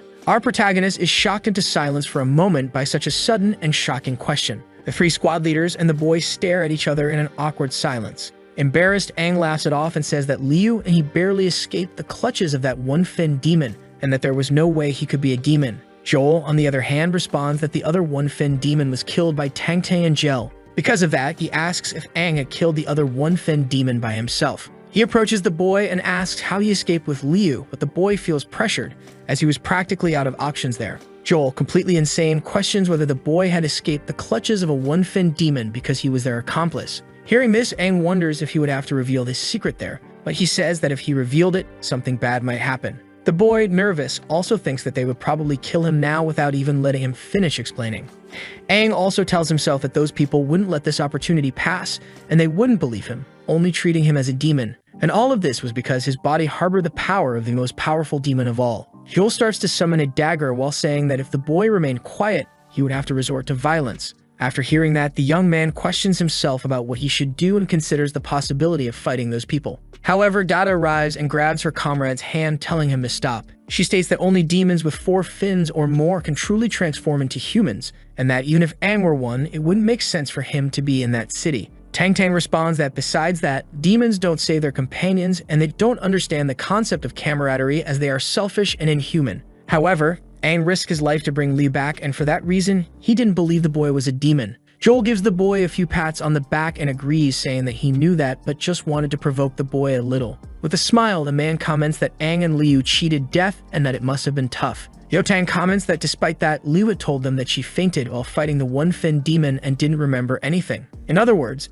if Aang had saved the girl from the beast's clutches, they wanted to know exactly what happened. Dada asks if the young man really defeated that one-fin demon by himself. With that, the boy gains a glimmer of hope, as he had been focusing on the demon inside him all this time and forgot there were other possibilities. Then finally, he opens his mouth and smugly responds that it happened because he is a genius. The boy says he can instantly absorb most of the energy in a core and use it, allowing him to wield a much greater power than usual. Confused, Dada comments that according to what he claimed, Aang's secret ability was similar to what they do when they activate the energies of their cores. After hearing that, the boy promptly responds yes, and in his head wonders if they would believe that explanation. The three remain silent for a moment, just looking at each other. Joel lets out small laughs and states that if that was the case, the boy really was a genius. Tang Tang asks if he had done that during the previous incident and this time to defeat that one-finned demon. The boy replies that yes, because that incident was when he discovered this power and felt his body absorb all the energy from the core and used it in an explosive attack. With this explanation, Yao Tang thinks that if the boy's words are true, it would explain why he found the core in his chest shattered several times. The boy also wonders if that really was what happened and if all of this could be summed up by Aang being a genius. Dada opens her mouth and comments that if what he's saying is true, his ability is beyond his control at the moment, as he doesn't have the proper training to handle it. Tang walks toward his student and says that his friend was right, and for that reason, he wanted to put the boy's power to the test and observe it himself. The boy, exuding the energy from his core, points in a direction and tells Aang that they should go to the arena to test it. Under the moonlight, our protagonist and his teacher face each other for a battle. After finishing putting on his uniform, the boy couldn't believe that man was still doubting him and had even asked for a test. Squatting like an animal, Tang asks Aang to come at him immediately. The boy, embarrassed, states that he'll be under his captain's care. He thinks that in his current state, there's no way he could go against that man, as his current body couldn't use the most basic fundamentals of his past life. While touching his core, the boy asks himself what he should do. But before he could think about it, Tang tells him to get ready and then charges at the boy. After an enormous explosion toward his opponent, the man tries to attack him, but by a hair's breadth, Aang manages to dodge. Seeing that his enemy avoided his attack, the man plants his foot on the ground and immediately tries another kick, which again, our protagonist manages to dodge. The boy feels a strong gust of wind from that strike, causing his hair and some small stones to fly. He looks back and sees that the energy blast created a crater in the arena and thinks that his teacher was really taking this seriously. Dada yells for her friend Tang not to overdo it, but ignoring her, Tang states that aside from everything else, the boy's reaction time was very good. Upon hearing this, the young man thinks to himself that this was thanks to his battle experience from his past life, but that this was his limit. Not wanting to waste time with idle chatter, Tang replies that he's going to take things seriously and prepares to punch the boy. The man strikes the ground, creating a huge hole and emitting a loud bang throughout the area. This also kicks up a huge cloud of smoke that covers the entire battle arena. After dodging that while putting distance between them, our protagonist thinks that the man was completely destroying the arena and that his teacher was really going overboard. Suddenly, like a lion chasing a gazelle, the blonde appears behind Aang, ready to grab him. With one of his hands, he grabs the boy by the neck, immobilizing him and leaving the young man breathless. The man asks if that was all Aang had, and in this situation, the boy thinks that his body couldn't escape from his grasp anymore. Without any mercy, the man kicks his student, sending him flying and crashing into the wall. Seeing this, Joel and Dada worry about what happened to Aang. The man comments that this is too much and they should stop this, but Dada refuses, saying that Tang isn't someone who would take things too far, so they should wait. The blonde, standing imposingly, asks if that's all Aang had and says that he couldn't call himself a genius with just that. Trying to get up, the boy tells himself that he really hated being underestimated. He rises and thinks that in his past life, warriors referred to him as king, so Tang was still a child in his eyes. The boy also says that if he called himself a genius, then he would fail this test if he couldn't prove it, and since he was reborn, he hadn't been able to live up to his past. That's why he would secretly use a bit of that cursed demon's power in his body, and Tang wouldn't mind this 16-year-old being rebellious. A dark red energy begins to envelop the boy's entire body. Seeing this, Dada realizes that Aang's aura was much more powerful and strange. As he walks toward the teacher, the boy says his name. Imposingly, he comments that it was his turn to attack, recalling the moments from his previous life. Upon seeing this, Tang feels an overwhelming pressure, as if he were witnessing firsthand the former strongest in the world, Aang.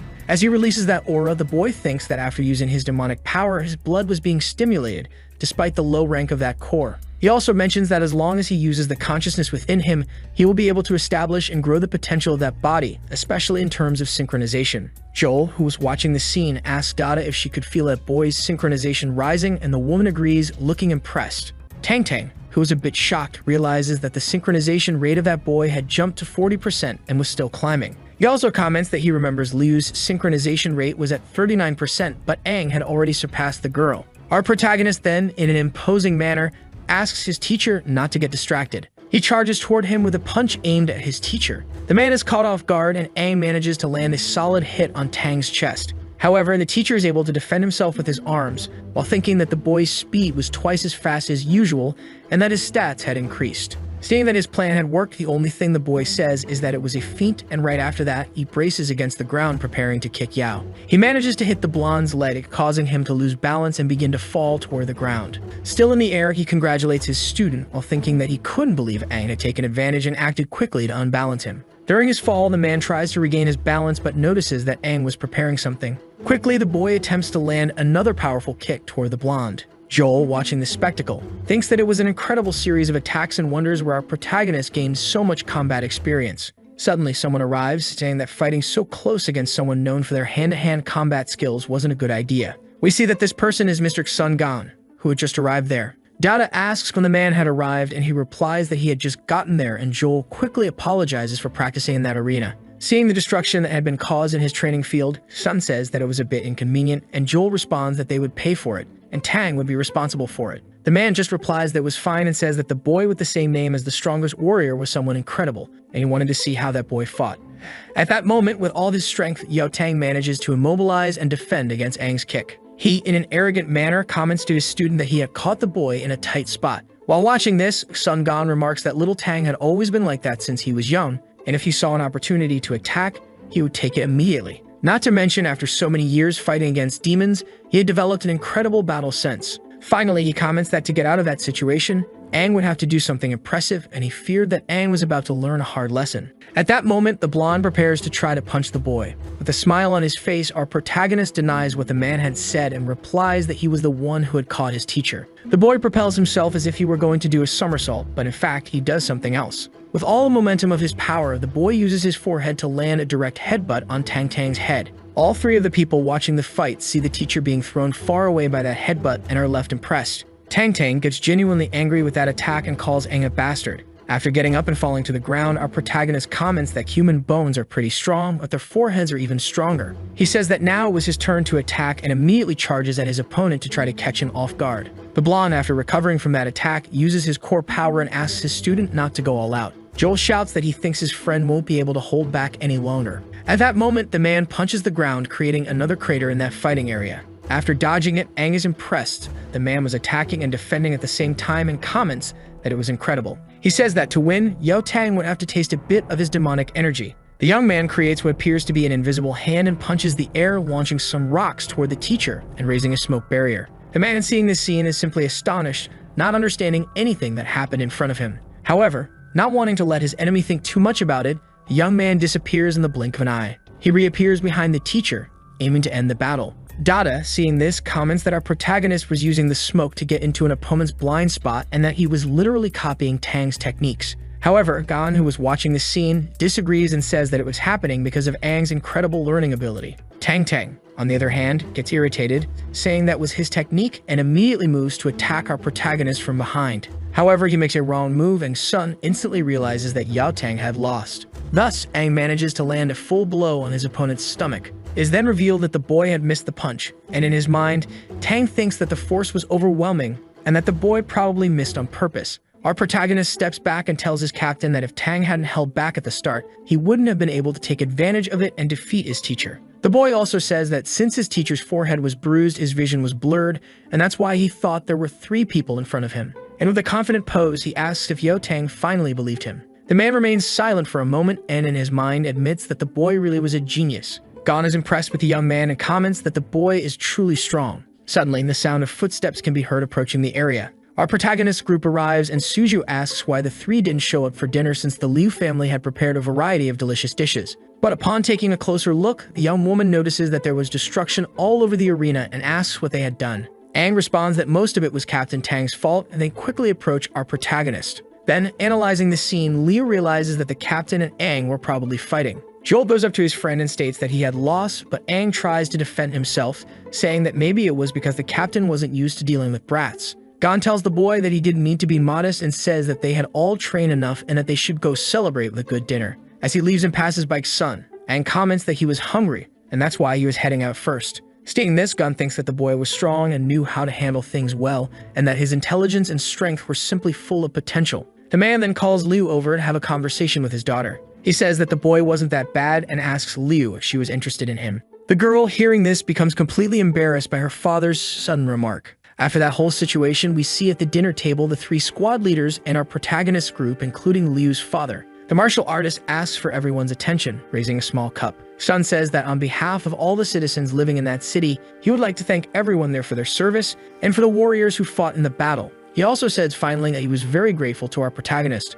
Gon thanks the boy for saving his daughter and replies that the pleasure was his and that it was something he had to do anyway. Suddenly, Tang hits the boy squarely on the head and asks why he was drinking when he wasn't even of age. The young man retorts that he was an adult and already 18 years old since to participate in the warrior exam, one has to be of age. Dada laughs and then just responds that Tang was using the opportunity to get back at Aang. Sun, who was also very pleased with the situation, looks at our protagonist. After that, the man looks at his daughter and comments that it was great that Aang was an adult. The girl, seeing her father's intentions, becomes completely embarrassed, almost wanting to crawl under the ground. She remembers the moment she was talking to him in the arena, and Gon tells her that he had been watching the fight earlier and that the young man was really good. Gon also says that even Liu, who thinks she's above others, must feel attracted to that boy with incredible talents. The girl feels confused, thinking that idea was ridiculous. She asks her father not to be ridiculous and recalls the moment when the boy acted foolishly with her, noting that he was very childish. We return to the present moment where Suju is taking pictures of the food, happy to have so many good things there. Snow,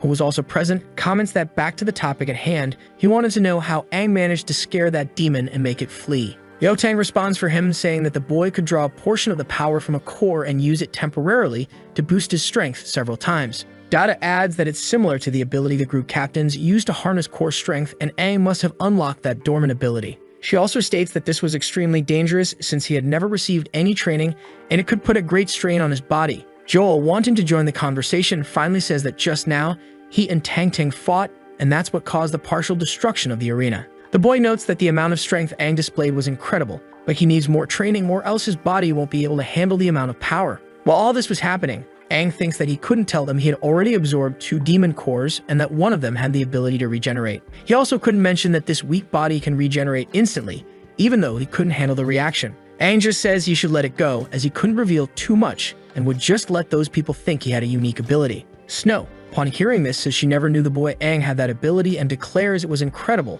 and that they couldn't fall too far behind him. However, Liu was not happy at all, wondering if that boy really had this kind of ability. Tang Tang says that initially Aang and Liu would be punished for going out at night, but since they killed the Fin demon, they would avoid that punishment. Joel notes that they shouldn't get too happy, as the group competition was still ongoing and their team was in last place, meaning they needed to improve. Aang, on the other hand, agrees and says their group plans to reach the top and won't accept anything less. The narrator explains that a month passed after the demonic wave, and to earn more points, many teams started going on A-ranked missions, leading to a shortage. Thus, Liu and the others discussed among themselves and came to an important decision. They would find a golden chicken, betting and using their points, and challenging other groups. The first target group was the Black Weapon Group, and we see that their leader was asking if Aang remembered the kick from the last time they fought. Liu ignores him and simply replies that they wanted to bet 10 points on a solo battle. The leader gets irritated but quickly agrees, saying that, however, this time Captain Ji Tang won't be there to stop the fight. All 4 of them, with menacing expressions, then ask the protagonist group to step up.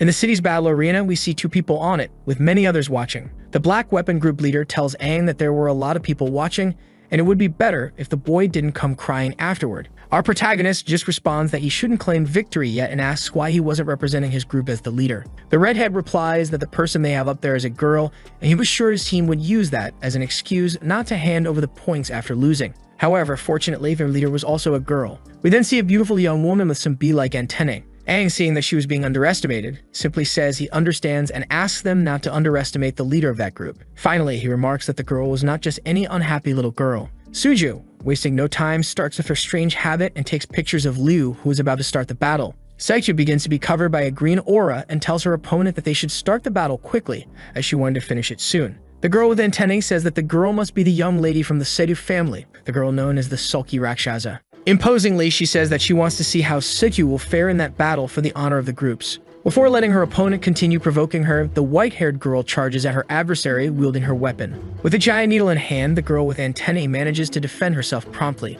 As she defends herself instantly, the young woman panics, realizing that even though Saichu only had a green core, she was moving like someone with a blue core. For some reason, Liu uses her 2 fingers to touch the body of that little bee, and her opponent's veins begin to turn green. She then uses the ability called Disarm, causing the weapon that the vice leader of the Black Weapons was holding to fall to the ground. The white-haired girl thinks she was right. Despite those veteran groups having become warriors before them, they all rely too much on teamwork. Sidhu's opponent has her hands immobilized and can't do anything more, and in her mind, she thinks that young woman inserted her energy into her muscles. Liu comments that her opponent was leaving herself too open to attacks, and that's a taboo in hand-to-hand combat. She begins to strike the bee girl in front of her relentlessly. The leader of the Black Weapons thinks that Saichu is hitting all the joints and tendons of his ally. In the blink of an eye, the girl finishes her attack, and that little bee falls to the ground defeated. Finally, Saichu says that her family is better at hand-to-hand combat than any of them could imagine. Then she thanks them for the victory and begins to lead the scene. Everyone in the audience is impressed with the skill of that little genius girl.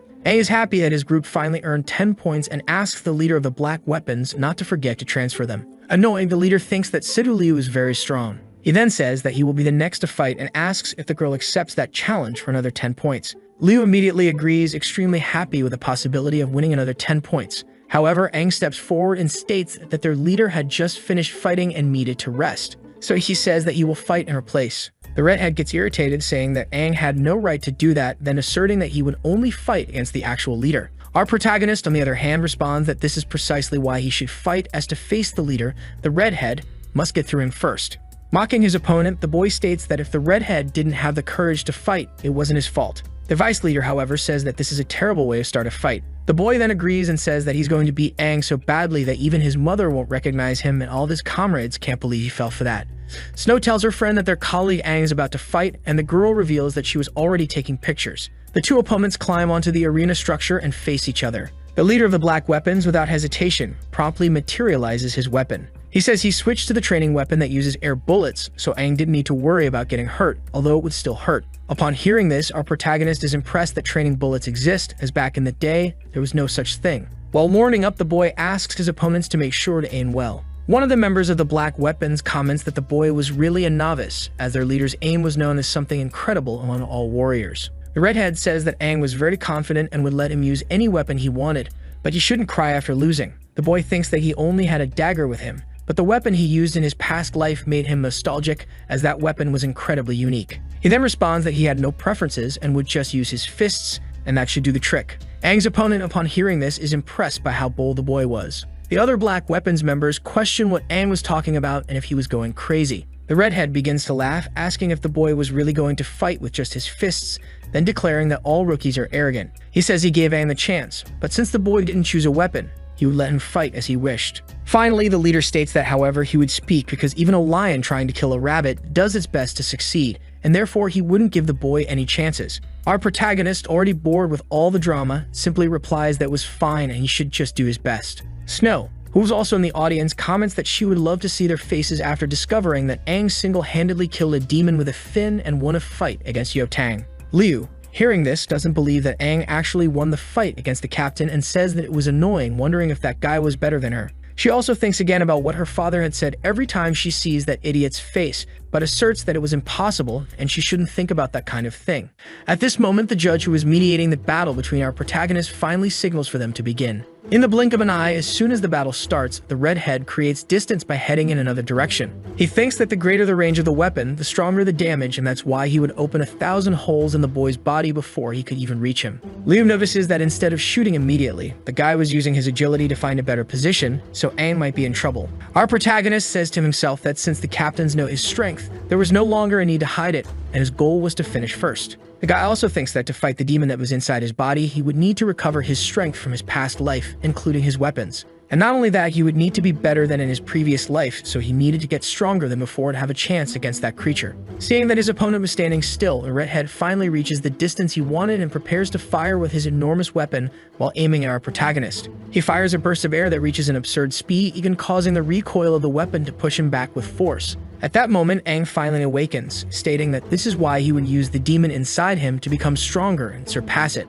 Thus, after refocusing on the battle, Aang easily dodges the shot, letting it pass by his side. Without hesitation, the boy takes advantage of the movement and uses a push from the ground to charge at his enemy, drastically reducing the distance between them. At an incredibly absurd speed, he heads toward the redhead leader while activating his core, which begins to emit a reddish aura. With his weapon in hand, the redhead reloads it and says afterward that he knew his opponent would charge. He comments that his right hand is homing bullets and calls Aang a damn fool, firing at his enemy right after. Those projectiles head toward our protagonist, while the guy thinks that these sticky high-speed bullets are difficult to dodge even for someone with a blue core. He also mentions that as long as one of them hits, the rest of the bullets will follow suit and hit the target. On the other hand, our protagonist was pleased, saying that it was perfect since he provoked that guy to be his opponent so he could showcase his strength. He uses his water-type ability, transforming into liquid and starting to dodge the projectiles. The other members of the Black Weapon gang don't understand how that guy dodged the leader's bullets and comment that the speed was as elastic as water.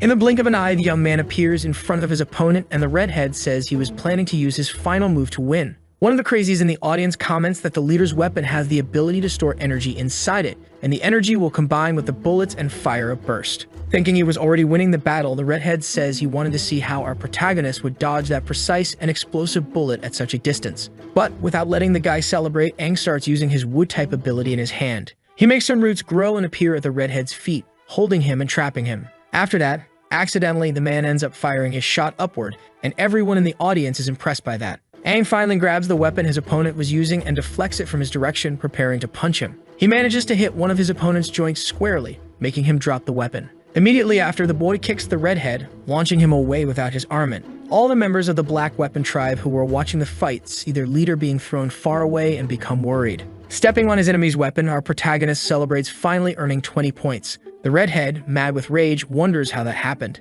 On the other hand, our protagonist's group starts celebrating, stating that he did an amazing job, and Liu comments that even she couldn't follow his speed. The narrator then concludes that Aang won 30 points from the Black Weapon group, and Aang and Liu's battles caused many teams to challenge them. After tasting the fruits of their labor, the 4 warriors from Liu's group began using the point battle rules to earn more points. With Snow and Tomo's victories, Liu's group had more wins than losses, and their points slowly accumulated. With each battle, their group rose significantly in the rankings.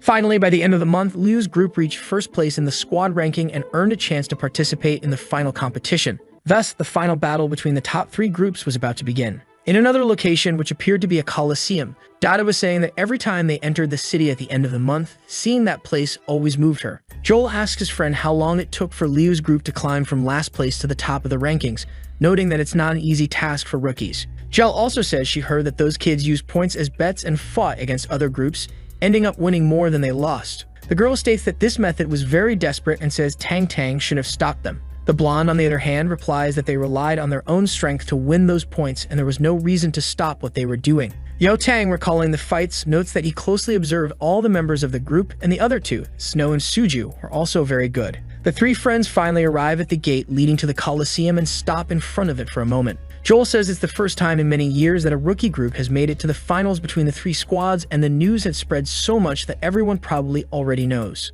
Tang then places his hand on the gate and quickly opens it. The man states that he's excited to see who will be the final champion of the competition. Immediately after, we see that there were several warriors in the audience. A pink-haired girl couldn't believe that an unknown rookie group had climbed the rankings and reached the finals. It's revealed that the pink-haired girl was the leader of the winning group from Dada and Gel, the Starflower group. The winning group from Joel, the Splendor group, was nearby, and their leader was also quite surprised that Yao Tang's winning group was made up of rookies. Suju was also there, stretching while taking pictures of the place, and she comments that it seems like all the groups are ready to begin. Snow replies that the Starflower and Splendor groups are the strongest teams, led by Gel and Joel, and are quite famous throughout the city of Helios. The boy mentions that there's even a rumor that the next 3 squad leaders, specifically the 3 group leaders, will take on the position of squad leader. Our protagonist, who was also stretching, questions if those groups were really that amazing, and if it's true, they need to work even harder. The boy thinks that despite his body being weak, thanks to his secret ability, he should be able to fight at a high level of strength,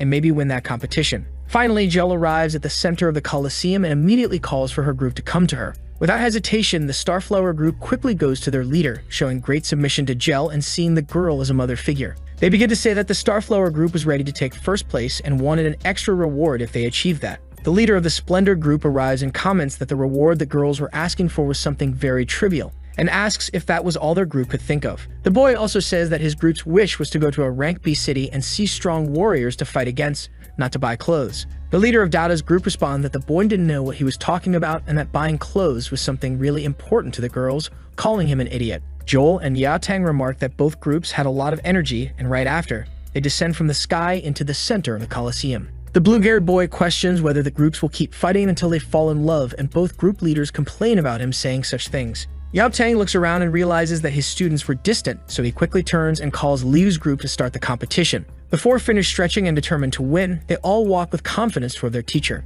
After all the squads get into formation, Tang Tang begins his speech and says that everyone there already knows each other, at least minimally. Therefore, he would skip introductions and jump straight to what matters. He explains that the competition will have 2 segments, divided between a group competition and an individual battle, and points will determine the winner. Dada Gel starts speaking and comments that the rules and more details will be provided when the competition begins. She says that she knows everyone there is aiming for first place to earn a reward, so the prize for this competition would not be a disappointment. Joel is the next to speak. The young man informs them that first place will receive the opportunity to intern in a rank B city for a week. Upon hearing this, all the members of the other groups, including Liu's, start celebrating. Snow asks her friend what she would do if she could go to the rank B city, and Suju replies that she would buy a new camera. Yao Tang then asks all group leaders to head over to him. While the leaders do this, all the other members remain excited, talking about the prize of that competition. Amidst all the commotion, our protagonist seemed a bit lost, not as excited as the others. In his mind, the young man reflects that there was still a lot he didn't understand about that era, and one of those things was that their cities were not divided by rank. The young man mentions that Snow had told him that Helio City was rank C, one of the lowest, followed by a rank B city, and so on. Aang explains that the city's ranks are evaluated according to the strength levels of the warriors, and the more fins a warrior's core has, the bigger the city they reside in. Finally, the boy reports that warriors with cores of 3 or 4 fins and even 5 reside and protect rank cities. And the city that classifies all the others is the only one with an S rank in the world, the City of Dawn. It is also called the City of Hope and is located at the center of the continent, being extremely large. In addition, they don't just have warriors with 6 and 5 fins, but also the fighter with the strongest core, the 7-fin core. With that, memories surface and Aang questions how good that city must be compared to the one he led and wonders if the city he commanded still exists. The man also wonders if his companions from his past life were still alive. However, Suju calls for our protagonist, breaking the trance he was in. Snow walks past the girl along with Aang, saying that her brother loved to stay in the clouds. The young woman points to Liu and tells Aang that he should stop daydreaming as it was their time to shine. Then, after drawing a lot number, the group leader tells our protagonist and his colleagues that they were the first. The Splendor group and Liu's group stand face to face for the challenge, and Yao Tang notes that the weapons have been switched to training mode. Suju comments that they still hadn't decided on a name for the group, and Snow responds that they need to choose a good name that sounds cool. Aang agrees and says that they should discuss that after the fight, but on the other hand, Liu didn't care about that and was nervous. The leader of the Splendor group, with a smug expression, comments that a group of slackers like Liu's couldn't dream of winning first place. Next, he asks each of his colleagues to focus on one person from the enemy group because he would fight Liu, and they all agree. Tang Tang raises his hand high and shortly after starts the competition. The 3 members of the Splendor group split up in the blink of an eye. Upon seeing this, Situ immediately realizes that their plan was to go after individual fights, and it would have been a good plan if their combat strength were high. However, her group advances in sync, and the girl asserts that the enemy's plan wouldn't work because they were fighting as a team. During the advance, Aang thinks that his leader had already understood the enemy's strategy and comments that for their group, the best option was to attack the enemy leader. He explains that the biggest weakness of an individual fight is that you only fight for yourself, and if a group leader falls, the other members lose morale. The other 3 from Splendor change their plan and, in sync, rush to attack Saitu. Without remorse, they all prepare to defeat the girl before she can react. However, she was expecting this, so Liu calls for cover, and her entire team defends her. The rival leader questions whether the kids really think they can beat him and declares that they were wrong. Without hesitation, the young man charges at his rival, not letting her get away with it. The 2 leaders face each other, and the blonde boy gathers red energy in his hands. With a creepy smile on his face, he asks Sidhu to fight with everything she's got. Shortly after, the boy extends his hand, and the red energy within it begins to emit light. Upon seeing this, Sidhu immediately asks all her colleagues to close their eyes and protect themselves.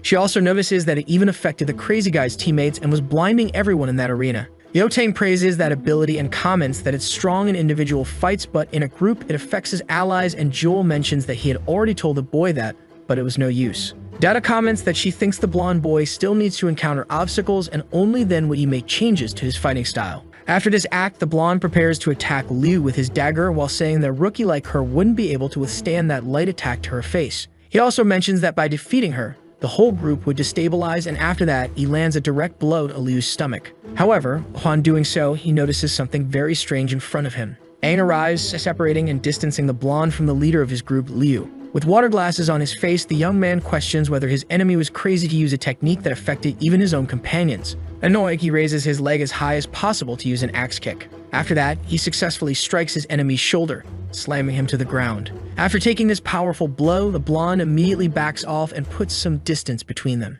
Irritated, he questions his enemy about when the boy had put on those water glasses. Our protagonist ignores him and responds that fighting in a group battle without considering your companions was a terrible idea. The boy is happy that his plan worked, and at that moment, the blonde's ability fades, allowing Liu to land. She sees her companion in front of her and, confused, tries to understand what was happening. Imposingly, Aang begins to walk in the other direction, and as he passes by Situ, he comments that he'll leave the rest to her. Liu, on the other hand, is doubtful, wanting to know how Aang struck that guy when no one else could see. Situ then prepares to advance and remarks that, after all, Aang wasn't so bad. Without hesitation, she uses the strength of her legs to propel herself toward her opponent, who had his guard down. The blonde is furious at the audacity of that girl advancing toward him like that and comments that he will blind her again with his light attack. However, he immediately realizes he can't move his arm because it was dislocated by Aang. At that moment, the leader of the Splendor group is hit squarely with a punch right in the stomach by Liu. The young woman comments that the boy was right and states that battles should indeed be finished quickly.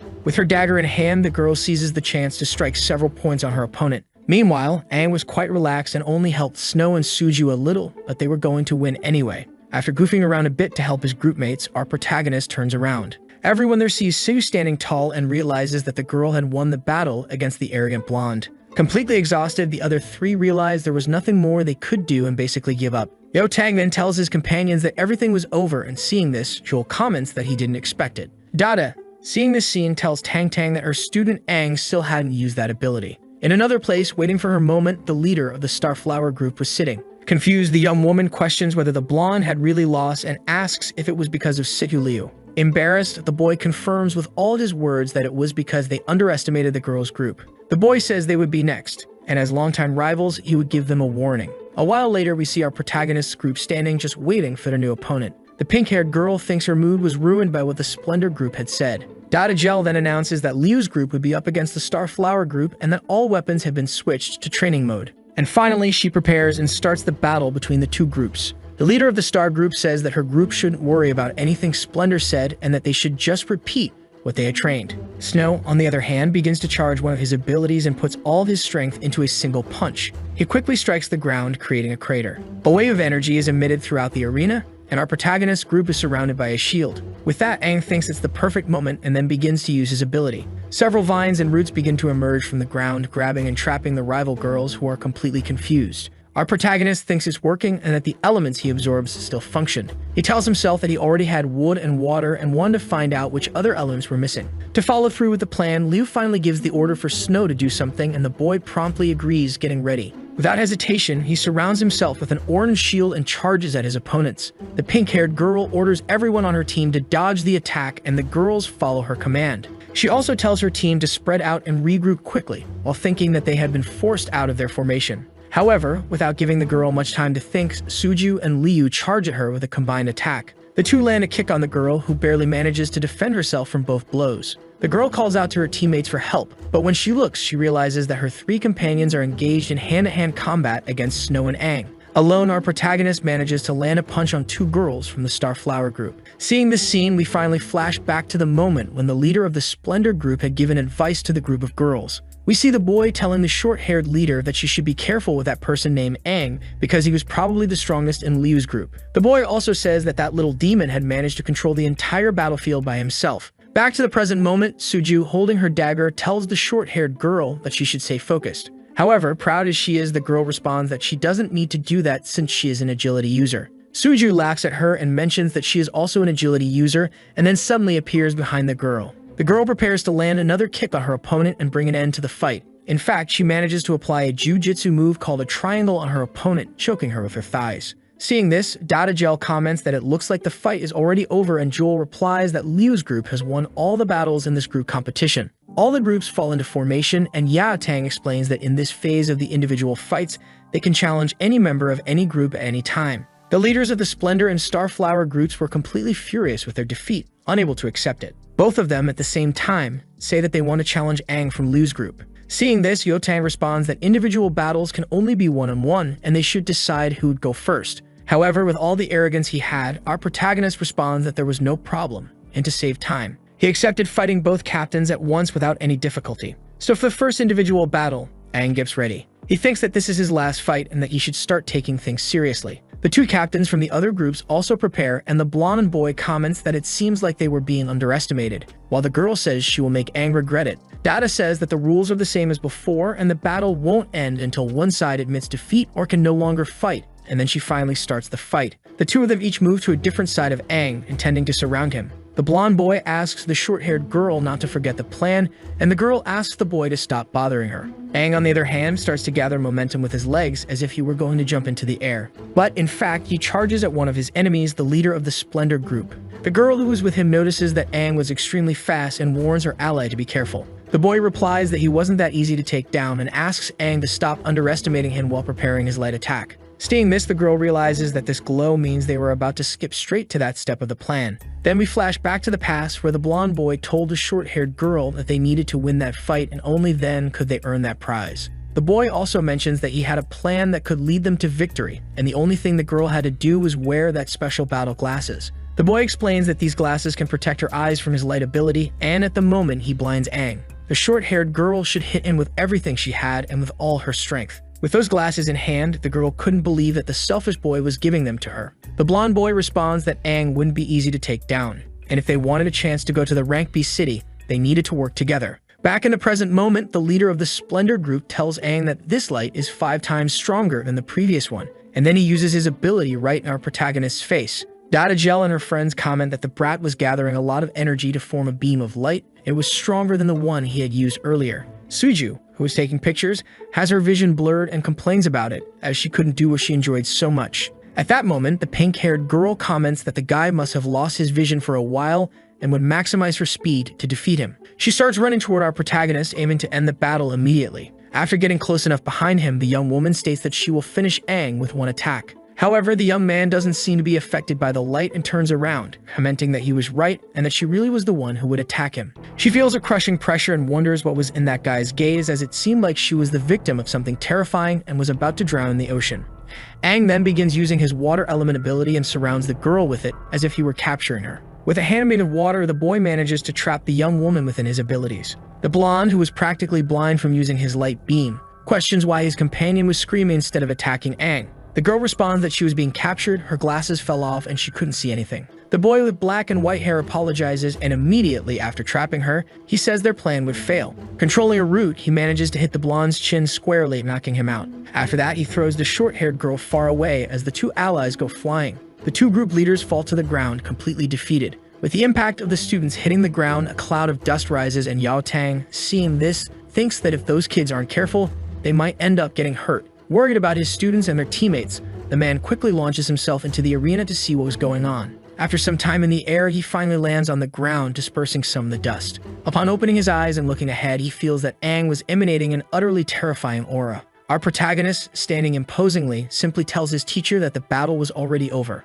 Everyone from the Splendor and Starflower groups sees the dust spreading across the arena and starts wondering if their leaders had won. However, Liu replies that no and says she was just guessing, but it seemed that Aang was the one who had won. As the dust clears, it is finally revealed that the 2 leaders had lost and were lying defeated on the ground, while only our protagonist remained standing. His group starts running toward him to celebrate with their teammate. Snow says it was a good job and asks her colleague how he managed to disperse that flash of light, congratulating the boy. The young man simply responds that he took the glasses their enemies were wearing, and right after that, Snow hugs him, saying he did a good job. Seeing this, Liu wonders why she always felt like that boy was hiding something. Yao Tang then calls Liu's group and asks them to form up. Their captain congratulates his students and declares that their group was in first place and had won the competition. Jia also tells Aang that he did a great job since every one of his battles had been a wonderful surprise, especially the fact that he fought back despite being attacked by 2 people. The boy becomes embarrassed, thinking that he was originally the strongest warrior of humanity, and even with a weak body, he couldn't lose to those kids.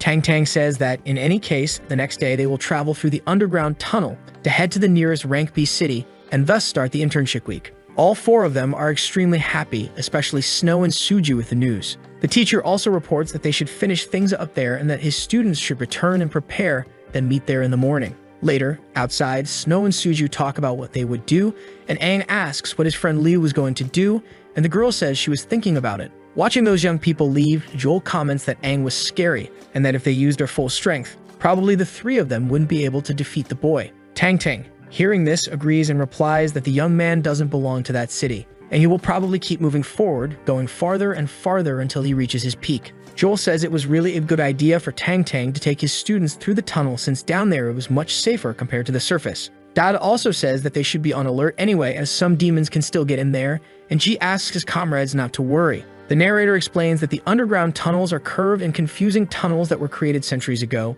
but nowadays are only used by a few people. Inside one of these tunnels, we see an agile warrior running desperately for his life. However, something like red energy catches up to him, striking him. The warrior, unfortunately, is sliced and completely defeated by a creature. With the body of another victim in its hand, the creature states that these human warriors are weak and that it was bored. The monster also says that it was lost there and questions how it managed to stray from its path. We then see there was a 2-finned demon with unknown abilities and elements, but it had already defeated 32 warriors. The next day, Suju was impressed by that underground tunnel, so she says that it was the first time she had seen such an ancient structure. While taking her photographs, the young woman comments that it seems to have been built years ago and asks about the age of the tunnel.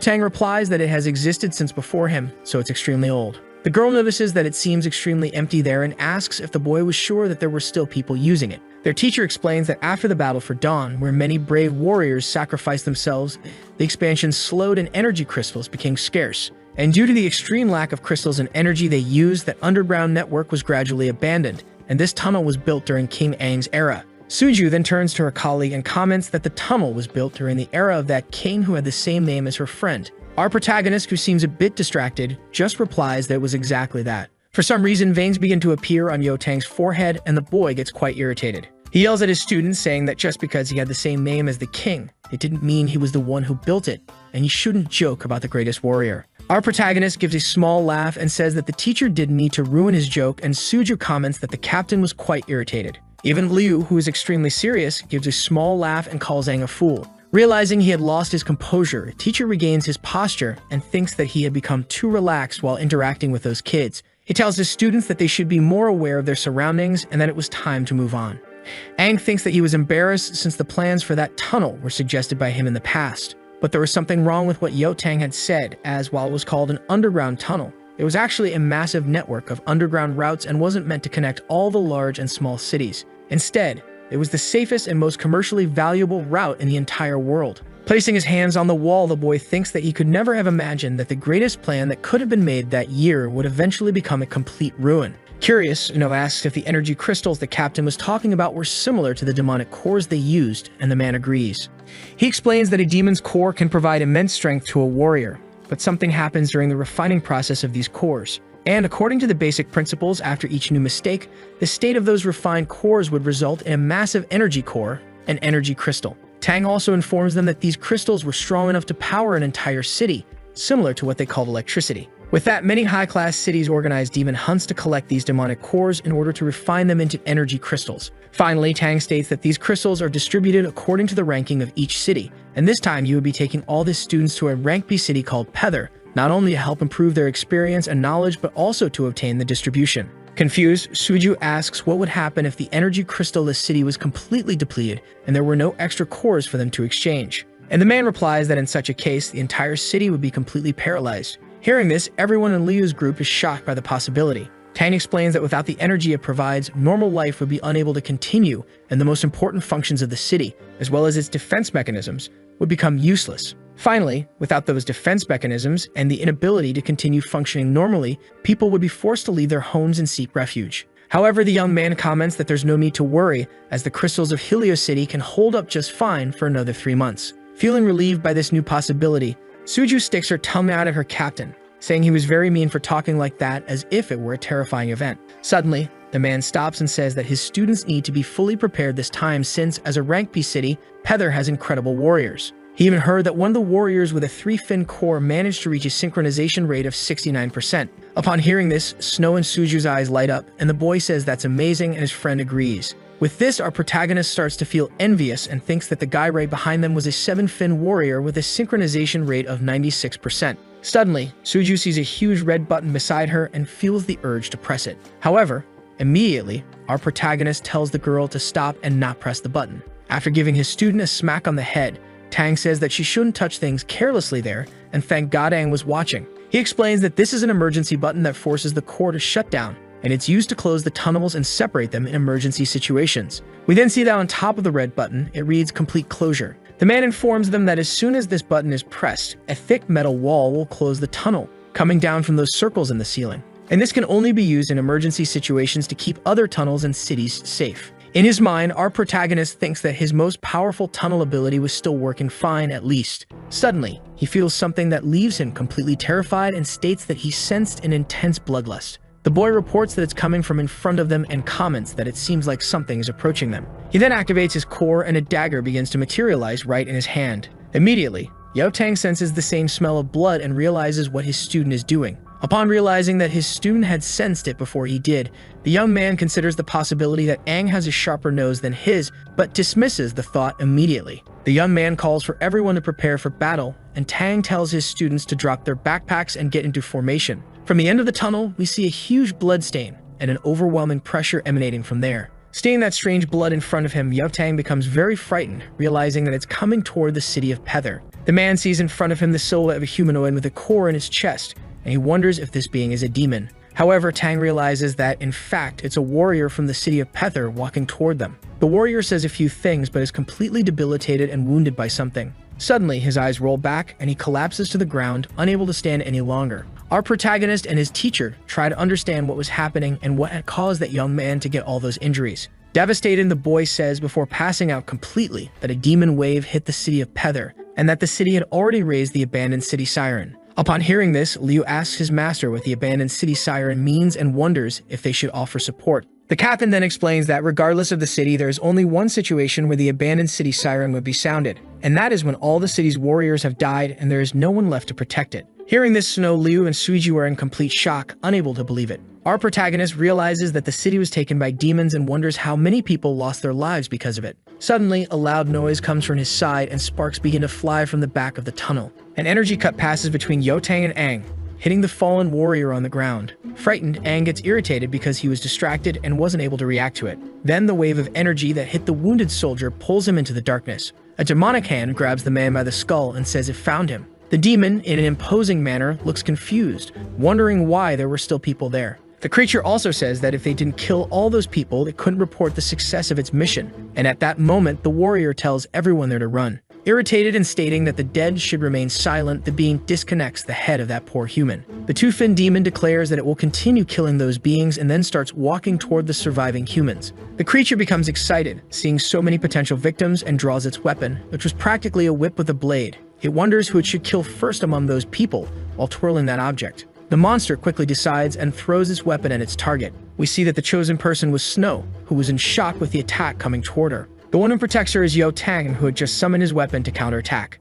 After defending his student, he grabs his opponent's weapon to prevent the attack from continuing. With that, the fire-engulfed object changes its trajectory, going upward and causing an explosion on the ceiling. Seeing this, the creature becomes quite interested, commenting that Tang was actually good, better than the one it had faced before. Aang's teacher thinks that a two-fin fire element demon is stronger than he had expected and remarks that he couldn't take another hit. Grating his teeth, the captain also thinks that now is not the time to be fighting the creature, as he needed to protect his kids and had no time to think. Suddenly, the man grabs Aang's arm, who was ready to fight, and says that their only option is to flee. So immediately, Tang starts pulling all his students away from the creature. The creature, in a terrifying manner, questions if the human really thought he could escape. It uses its fire ability to propel itself and bounce several times off the walls, and in a moment, the monster appears behind Tang. The blonde asks his students to immediately go through the gate as he was going to press the button, but at that moment, the fire beast was already behind them, ready to capture them. Aang says something to his teacher and pushes his classmates and his teacher past the gate to protect them.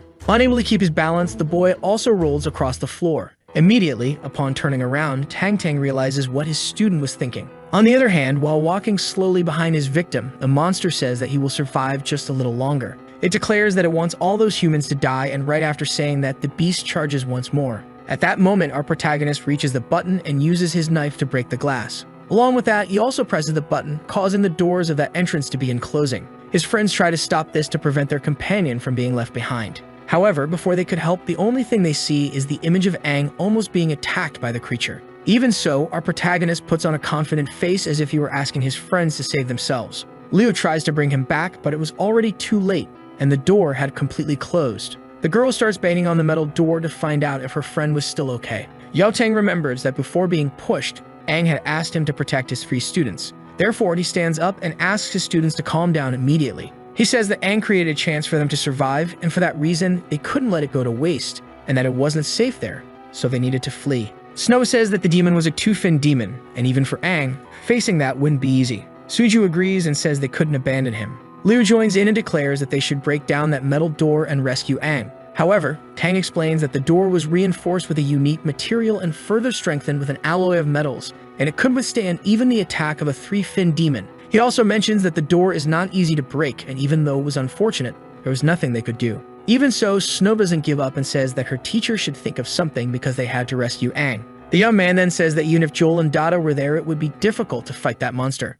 However, while thinking about this, the young man remembers something and states that there is another route they can take. As they run in one direction, Tang explains that these are tunnels that divide, and one of them leads to the Renka city, where they could go to ask for their help. After almost passing the entrance, the young man immediately stops and says they should go that way. He, along with his 3 students, enters the dark tunnel and runs without hesitation.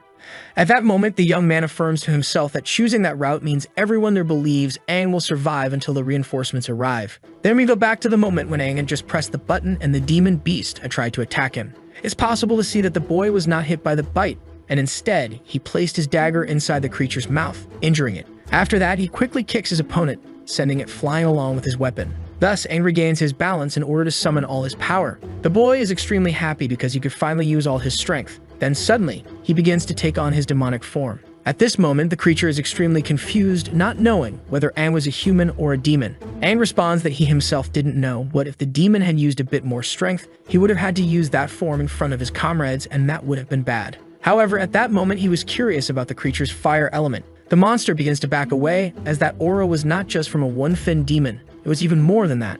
At this point, our protagonist starts using his wood ability, summoning several vines around him. He uses them to send an attack against his opponent. The beast prepares to retaliate and claims that if the boy was a wood-type demon, its fire element was perfect to counterattack. It uses the shield of flames to protect itself from all those vines. Seeing this, Aang stays silent for a moment, as if apprehensive. The monster says it's going to devour the boy and turn him into its source of power. Suddenly, the beast begins to charge a fireball inside its mouth to shoot at its enemy. Without hesitation, it launches its dragon breath to burn Aang. However, with his incredible agility, Aang manages to dodge that attack. And right after, he advances to counterattack his enemy in close combat. The demon steps back, extremely surprised by that action, and says that Aang cannot even touch it, as he would burn if he got too close. Our protagonist steps back a little and uses his demon ability, which was completely engulfed in flames. He appears behind his opponent and immediately uses his water ability to strike it. Imposingly, the young man questions how his opponent could be so sure that he only had the wood element and that this was his way of counterattacking.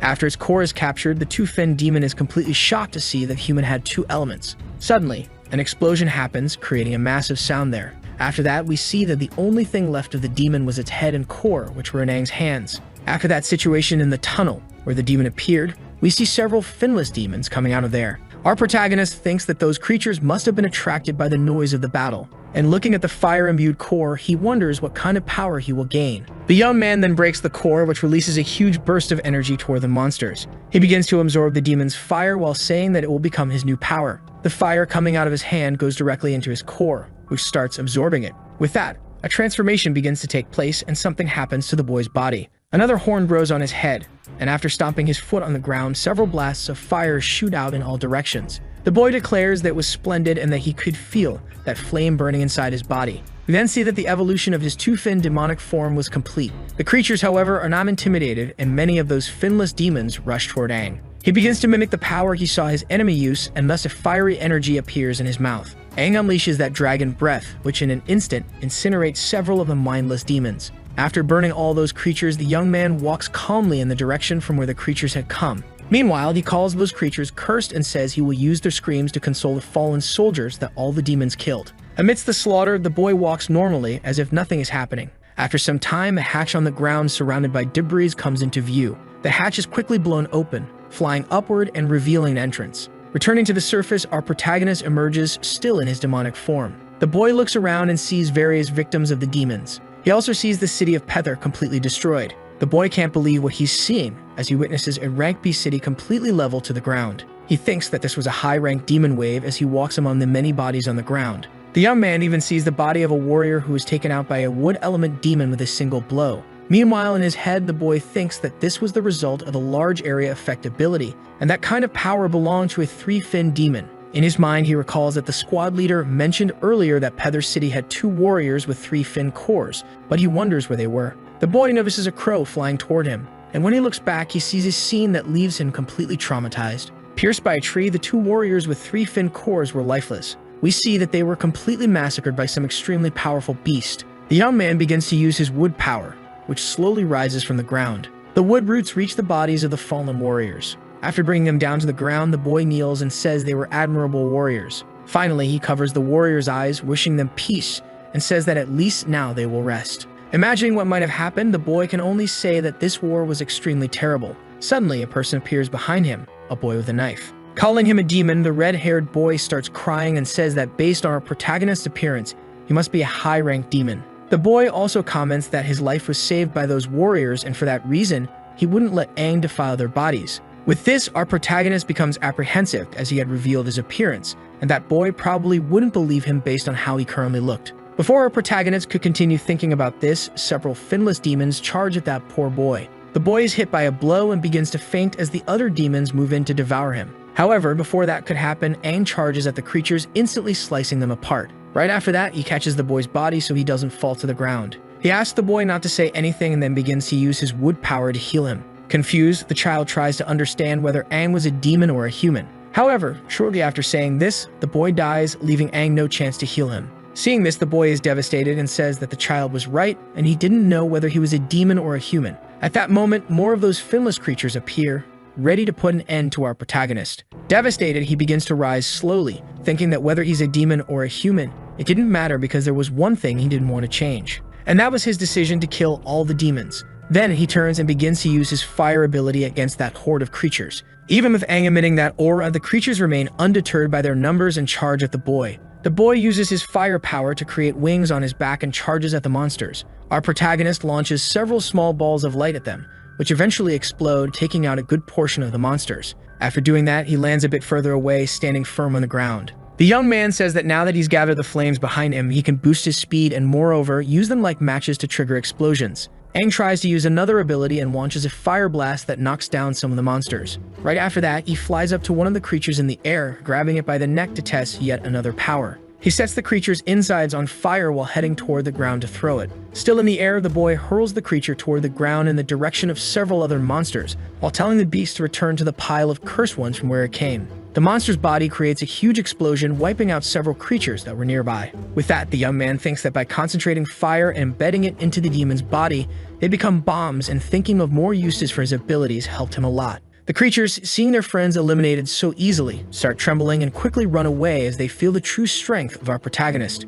However, this time Aang was not in the mood to talk, and using his fire ability, he propelled himself toward the monsters to prevent them from escaping. The young man lands on the ground, causing a massive explosion around him, eliminating all the creatures that tried to flee before they could even understand what had happened. After doing that, he rises imposingly, looking at the remains of the creatures while saying it was too late. Then we see Aang standing on top of a gigantic pile of bodies. The boy thinks that at first he was eager to go to the city of Peather with his group, and now he wonders where his friends are. The boy considers that the energy core of their city can still last for 3 months, but he urgently needs to deliver a crystal to Helios. For that reason, the boy starts looking around and states that he needs to find the place where the crystals were originally hidden and should take at least one back. He thinks that he can't just run around aimlessly. He needs to think about the resources he currently has on hand. The young man gets the idea to use his wood element energy, and several vines start emerging beneath his feet. They spread throughout the city, and the boy thinks that since energy crystals are made from demonic cores, they probably had energy fluctuations around them. The boy, as if hibernating, continues using his wood-type ability, searching the entire city, every corner of it. He even manages to map out practically all of that vast and enormous territory. After digging deep enough and searching everywhere, the boy finally finds it. Aang immediately starts running toward where the much-desired crystal was. The boy thinks that it was underground and that the energy fluctuation was weak, but still the crystal must be well protected. He jumps into another hatch, descending several meters toward the ground. Looking around, the boy realizes that there were other things down there besides what he was looking for. Our protagonist sees a huge machine and thinks that this is the system that keeps the Rank B city's energy active, and it looks pretty incredible. A voice, as if coming from a radio, emerges, and our protagonist realizes that it was probably an automatic transmission, and that's where the crystal was. He runs toward where he heard it, wondering how many crystals those people managed to store. Upon entering the room, the boy sees only destruction and several people already lifeless. Aang gets angry as those damn demons had already ruined all those crystals. The young man also comments that those few warriors died desperately trying to defend the crystal. After that, our protagonist states that this was a targeted attack, and the demons who entered there already had the idea of destroying all the crystals and were being instructed. Finally, Aang comments that it seems like there are no intact energy crystals left, so he needs to go to the military base to find some supplies and equipment and leave. However, frustrated, the boy states that he needs to find some energy crystals before returning, as if his group fails, a city of Helios will be in complete danger. In the end, he sets the goal of finding a new city within 3 months, and then bringing an energy crystal back to his beloved city. In another location at the battle preparation station, we see a completely destroyed door, and beyond it, a room filled with deep darkness. Suddenly, some lights turn on as if from a vehicle. Out of nowhere, someone steps on the accelerator, and the wheels of that mysterious vehicle begin to spin. We then see that it was our protagonist, who's in a high-tech vehicle, leaving that room with some new clothes he picked up there. He speeds toward a new city. Fearless, the boy declares that he will do it without fail, while we see him wearing stylish sunglasses. Finally, heading toward the desert, Aang leaves behind that poor city that had nothing left. After some time, the boy mentions that the desert outside the city has never been explored and that the fog there will worsen once night falls. He also mentions that all these broken buildings were once places full of life, but now they have probably become nests for demons. Looking at the map, the boy remembers that the next city was marked there and should be in that direction. Aang continues moving between the buildings, but we see that among the rubble, someone was hiding. This stranger uses a knife to cut a rope, causing several pieces of wood to fall in front of Aang's vehicle. With extreme agility, the boy manages to swerve to the side, almost crashing into the debris. Though it was close, our protagonist manages to save himself and avoid a hard crash. Confused, the boy wonders what the hell was happening. Looking at the debris, he realizes it was probably a trap, but questions who could have set it up. Suddenly, a person appears on top of the rubble and a female voice can be heard. The unknown person orders Aang not to move and demands to know who he was and which hunter group he belonged to. Seeing this, Aang thinks that what he feared the most had truly happened. He encountered a hunter group. The woman, while pointing her weapon at Aang, asks him to state his name, and he thinks that he never imagined he would meet someone from a hunter group there. So he just responds that he wasn't part of a hunter group, but rather a human warrior passing through. However, the girl doesn't believe him, saying that a city warrior would never come to this place alone, and asks if he was a scout for the Silver Wolf Hunters. The boy is confused by this but replies that he wasn't and insists that he already told her he was a part of a hunter group. Frustrated and irritated, the girl pulls the trigger, firing a shot. The shot, however, lands beside our protagonist, missing him. She tells the boy to shut up and says he's part of a bunch of bastards, questioning if any of his companions from the hunter group were still alive. With all this information in his head, he begins to piece things together and assumes that the girl's group was likely attacked by the Silver Wolf Hunters. Aang asks the girl to listen, saying he couldn't prove he was a warrior at the moment, but that she wouldn't gain anything by pointing that gun at him. The girl finally relents and lowers her weapon, pointing it to the ground. Our protagonist, looking to the side, notices more people approaching, and at that moment, the girl also notices and points her gun at him again. However, she ends up getting shot and falls to the ground, both her arms pierced by bullets. Looking to the side, Aang realizes that some bikers were arriving at the scene. One of them is celebrating for taking down the person holding the gun, and we see that they are part of the Silver Wolf Hunter group. With that, the girl, severely wounded by the gunshots, collapses to the ground, hopeless, unable to lift her arms. At that moment, someone approaches her from behind, grabbing her by the head and celebrating their find. The guy, acting like a jerk, tries to get a good look at the girl's face because he's interested in her. She can no longer react as she's completely injured. After examining her, the jerk tells his companions that the girl was a perfect 10, and they should do something with her. However, tired of seeing this scene, our protagonist jumps in and attacks one of the guys who wanted to do something wrong to the girl. The companion of the guy who was struck is completely shocked to see this stranger leap from so far away and attack his friend. Our protagonist says that he didn't want to get involved in private fights between hunter groups, but it seems necessary now, as that group looked like a bunch of terrible bastards. He begins to release his aura while stating that he would give them a chance. Before killing them, the Silver Wolf Hunters should run away.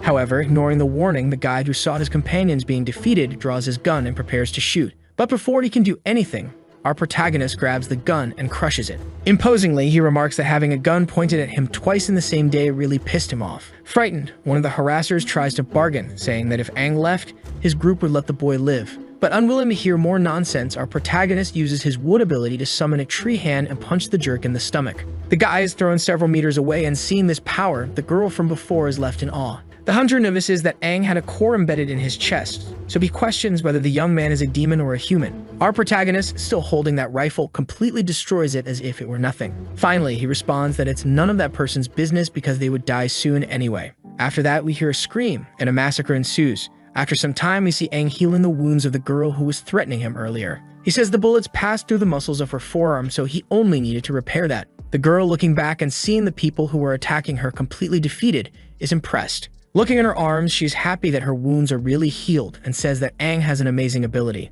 Sheikah mentions that she heard warriors with 4 fin cores have skills, and these skills trigger special phenomena. With her eyes sparkling and calling Aang incredible, the girl asks if he's a 5-fin warrior. As he stands up, our protagonist thinks that he could clearly feel the strength of the 2-fin demon in his body, but he felt much more powerful than that. He quickly responds that he is just a 2-fin core warrior, and that his abilities are just a little more special. The girl replies that being a warrior of that level is incredible too, and in any case, she wants to thank him for saving her life, to which the boy simply replies that it's fine. He also says that anyway he needed to go to the nearest city and asks if the girl knows how to get there. The girl, sad and downcast, says she knows but asks if Aang could take her. The young man finds this request strange and responds that they just met and don't even know each other's names, questioning whether the girl really trusts him. The girl begins to explain that the nearest city is Sanwai, a very small rank C city. She informs him that even so, the city was taken over by the Silver Wolves a few days ago. Her group, the Brand Weapon, tried to rescue the city but failed, and all of her companions were captured. They only had one chance to win, but they didn't know that the leader of the Hunter group had recently become a 3-fin core warrior, which greatly increased his strength. She also says that the leader of their group was a 2-fin core warrior, and he couldn't fight against the enemy warrior. She was the only one who managed to escape. Finally, the girl says that if rescuing the city wouldn't interfere with the boy's plans, she was asking if he could help her. In his mind, the boy thinks that in his previous life, despite the Hunter group appearing, they were never capable of doing such ridiculous things to a city. The woman then explains that the reason the Silver Wolf Hunter group wanted this city was because they wanted to take the energy crystal, but she doesn't know why. Upon hearing this, the young man becomes extremely interested, thinking that he couldn't believe a small hunter group dared to take the energy source in a city. Aang asks the girl to take him there and says that any one of the events she just mentioned was enough to make him furious with these hunters. After some time, we find ourselves out of the desert in a valley near the mountains. Our protagonist and the girl from earlier are heading toward the city that was taken over by the hunters, and knowing the way, the girl is guiding Aang. After parking in a spot in the forest to hide the car, the young man thinks that this is one of the cities he had no information about in his previous life. He also tells himself that this is Sanwai City, which was taken by the Silver Wolf Hunter group, those damn wretches who will die. Aang says he's going in to check the situation inside the city, but he doesn't notice that behind him, a finless beast is ready to attack him. The girl, who was near our protagonist, tries to warn him that several demons are charging at him, but she is too far to protect him. However, suddenly from the ground, several tree roots emerge and grab all the creatures, preventing them from attacking our protagonist. He slams all the monsters into the ground, immobilizing the creatures and stopping them from making any more moves. At that moment, the young man says he won't kill those demons because it will only attract more. And looking at the girl behind him, the young man states that it's time for them to go. The girl, on the other hand, is extremely happy about this, and her eyes begin to shine, impressed by Aang's abilities. The young woman thinks that he was extremely strong, and now she was happy because she had hopes of avenging her companions. Hidden in the middle of the forest and looking at the gate, the boy says that it was strange as he couldn't believe there were no guards protecting that city. At that moment, someone begins to pass through the gate with someone else in their arms as if fleeing. An older man, who seemed to be running with his son, was begging for help until some other humans appeared behind him. These hunters immediately capture him and pin the poor man down, slamming his face into the ground. The girl, who was armed, quickly points her rifle at those bastards, intending to protect that family. However, Aang interrupts her, saying that doing so would reveal their location, so she should stop. From the gate of that fortress, a gigantic hand emerges. The grotesque hand grabs the unconscious father and son and pulls them inside. Seeing this, the girl and Aang become extremely apprehensive, realizing that there was a demon inside the city. Our protagonist thinks that if there's a demon there, they can't use the original plan to attack. Therefore, the new idea was to save them one by one. In the blink of an eye, Aang simply disappears, leaving the girl extremely confused. Aang immediately knocks out the 2 Silver Wolf hunters who were in front of the gate. The girl runs after him, asking the boy to wait for her. She thinks that Aang managed to take down the Silver Wolf hunters with one strike, and that was incredible. However, looking down, she notices something strange. The 2 hunters had decayed skin, as if they had been dead for a few days. Looking ahead, she also notices that there were several hunters from that group inside the city. However, Aang was passing through all of them and attacking without hesitation. Our protagonist thinks that they are all corpses being controlled by a demon with a special ability, and since that was the case, he no longer had any need to show mercy. In the blink of an eye, the young man ends the lives of all those people. The boy thinks they are probably being controlled by that black thread, the aura connected to the heads of the dead. Aang also states that it seemed like he needed to find the demon based on the auras of those corpses. He then tells the girl that he's going to save the father and son now and take the opportunity to see if there are others alive in the city, and the girl agrees.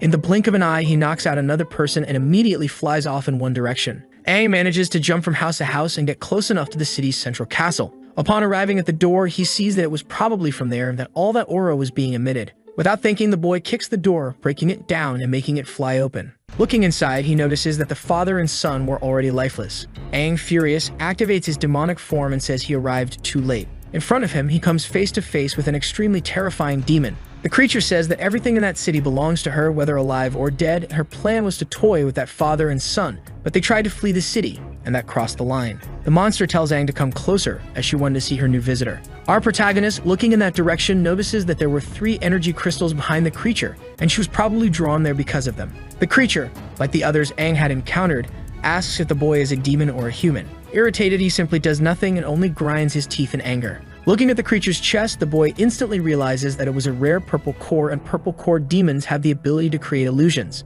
He finally speaks and tells the demon that the group of hunters is probably already dead, as even their leader with a 3-fin core doesn't compare to the demon. Upon hearing this, the creature, for some reason, remembers something. The monster turns around, giving a command, and a figure dashes toward our protagonist. Aang sees the attack coming in the blink of an eye and becomes confused. We then see that the one who made the attack was the 3-fin core warrior, the former leader of the Silver Wolves, who was also already dead. After defending himself from that attack, the young man is thrown several meters away by the power of the strike. Looking back, Aang realizes that in addition to him, there were several hunters from that army ready to attack him. The demon begins to summon all those people, saying that there was a new guest present. Seeing this, our protagonist thinks that not only was the hunter group there, but also all the warriors of that city who were part of the monster's army. Laughing, the creature welcomes Aang to its party, and we see that it was accompanied by several corpses. The entire army standing beside the 3-fin creature charges at Aang to finish him off. In his mind, Aang acknowledges that a 3-fin demon would be too much for him, as he only had 2,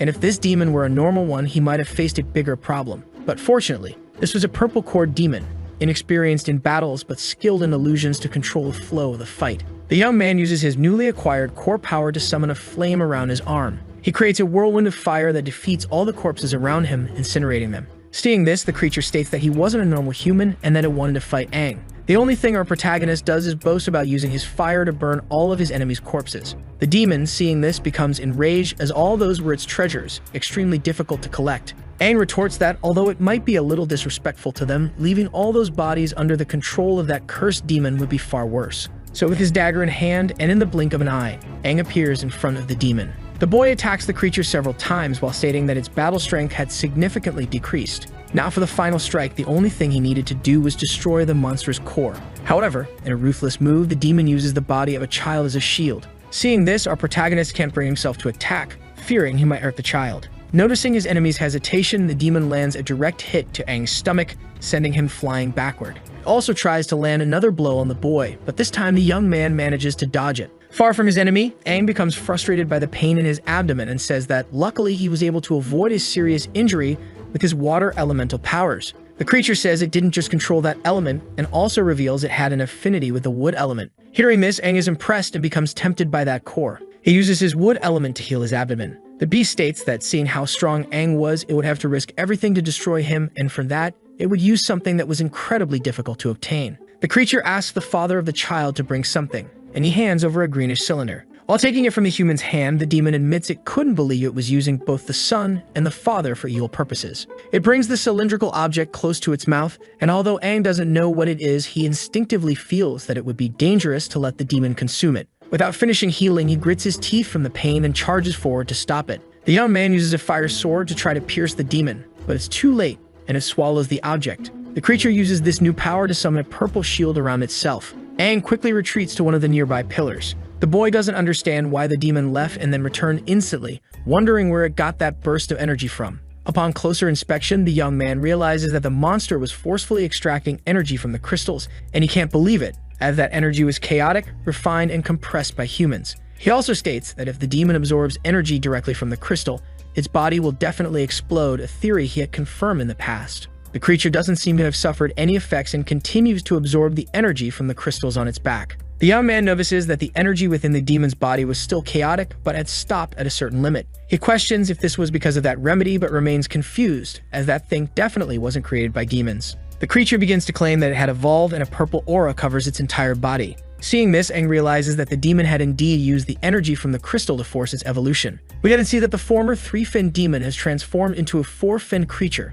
this time with a feminine appearance. Our protagonist is shocked and immediately realizes he's in deep trouble. The creature, on the other hand, is completely delighted with its new discovery and newfound power. It quickly creates several dark energy spheres and launches them at our protagonist, who is in the air. The spheres pass by Aang, who doesn't understand the attack, so the monster uses its sharp golden claw wind ability. Seeing this, Aang tries to protect himself using his wood ability. Sharp micro-explosions burst from the spheres, but Aang manages to create a wooden cocoon around himself. The demon, not wanting to let our protagonist defend himself, charges at him to break it. With a simple kick, it rips Aang out of his cocoon, saying it wasn't a good idea for him to keep hiding. After that kick, Aang is thrown to the ground, taking a massive hit. A cloud of smoke rises everywhere, obscuring the view for a moment. We see our protagonist lying on the ground, completely beaten and broken. The demon, not letting him think much, lands on top of him, pinning Aang's arms down with its legs. While immobilizing Aang, the creature says it's now certain that he can see how each fin makes a huge difference in power, but still, it likes Aang. Because of this, it says it will take the boy as one of its collectibles. Then its arm, which once had hands, turns into a sharp blade and it prepares to stab Aang. The boy sees the tip of the blade coming toward his head and remains motionless, unable to react. For some reason, the blade suddenly stops and a distortion in space begins to occur. Several portals appear around the creature, spinning as if someone were causing them. Aang is completely confused and wonders what is happening to him. Time and space continue to warp around the two for some unknown reason. From one of the portals, a terrifying hand emerges and grabs the four-fin demon by the head. A woman steps out of that portal and says she can't let a secondary character like the four-fin demon interfere with her plans. The demon realizes that it's the Dark Queen, but at that moment, the woman uses an ability called Compress. The demon's head begins to be pulled into another dimension, and like a black hole, it sucks in its entire body. The four-fin demon simply vanishes, disappearing completely from this world as if it never existed. The woman lands on the ground and takes the core of that creature as if to hand it to Aang. She says that she really couldn't rely on those useless humans since he almost died to that weak being.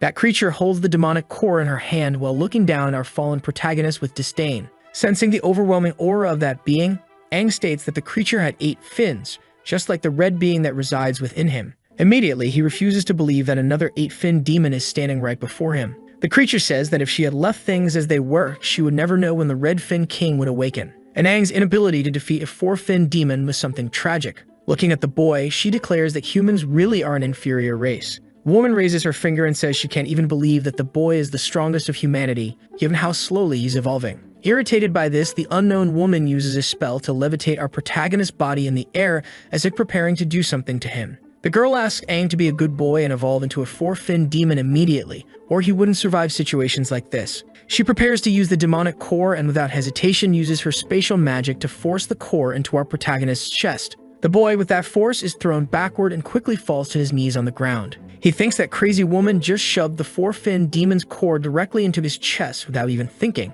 and that was terrible. However, he says that if he skips the 3rd fin evolution stage and jumps directly to the 4th, something will go wrong. His body begins to have a reaction to the core, and Aang starts screaming in pain as veins bulge from his body. With that, he tells the demon that he's going to explode since his chest can no longer handle that power. The creature can't believe that the young man is truly so weak that he can't even absorb the power of a 4-fin core. With his body close to exploding, he says he can't take it anymore and is about to burst as his body won't survive. Aang orders the woman to think of something to help him, and at that moment, she uses the 8-spirit lock, trapping Aang's body with something resembling glass. The girl comments that she has locked and sealed the space around him and calls him human trash. The boy begins to be squeezed by the space she created, while his body continues to feel like it's about to explode. At that moment, the Crimson 8-fin demon begins to awaken, irritated that his rest was interrupted. Upon hearing his voice, the young woman immediately realizes who it is and becomes happy. The 8-fin demon takes control and starts dominating the rebellious 4-fin core. He questions whether the Queen of the Obsidian Fin had forgotten what he had taught her before.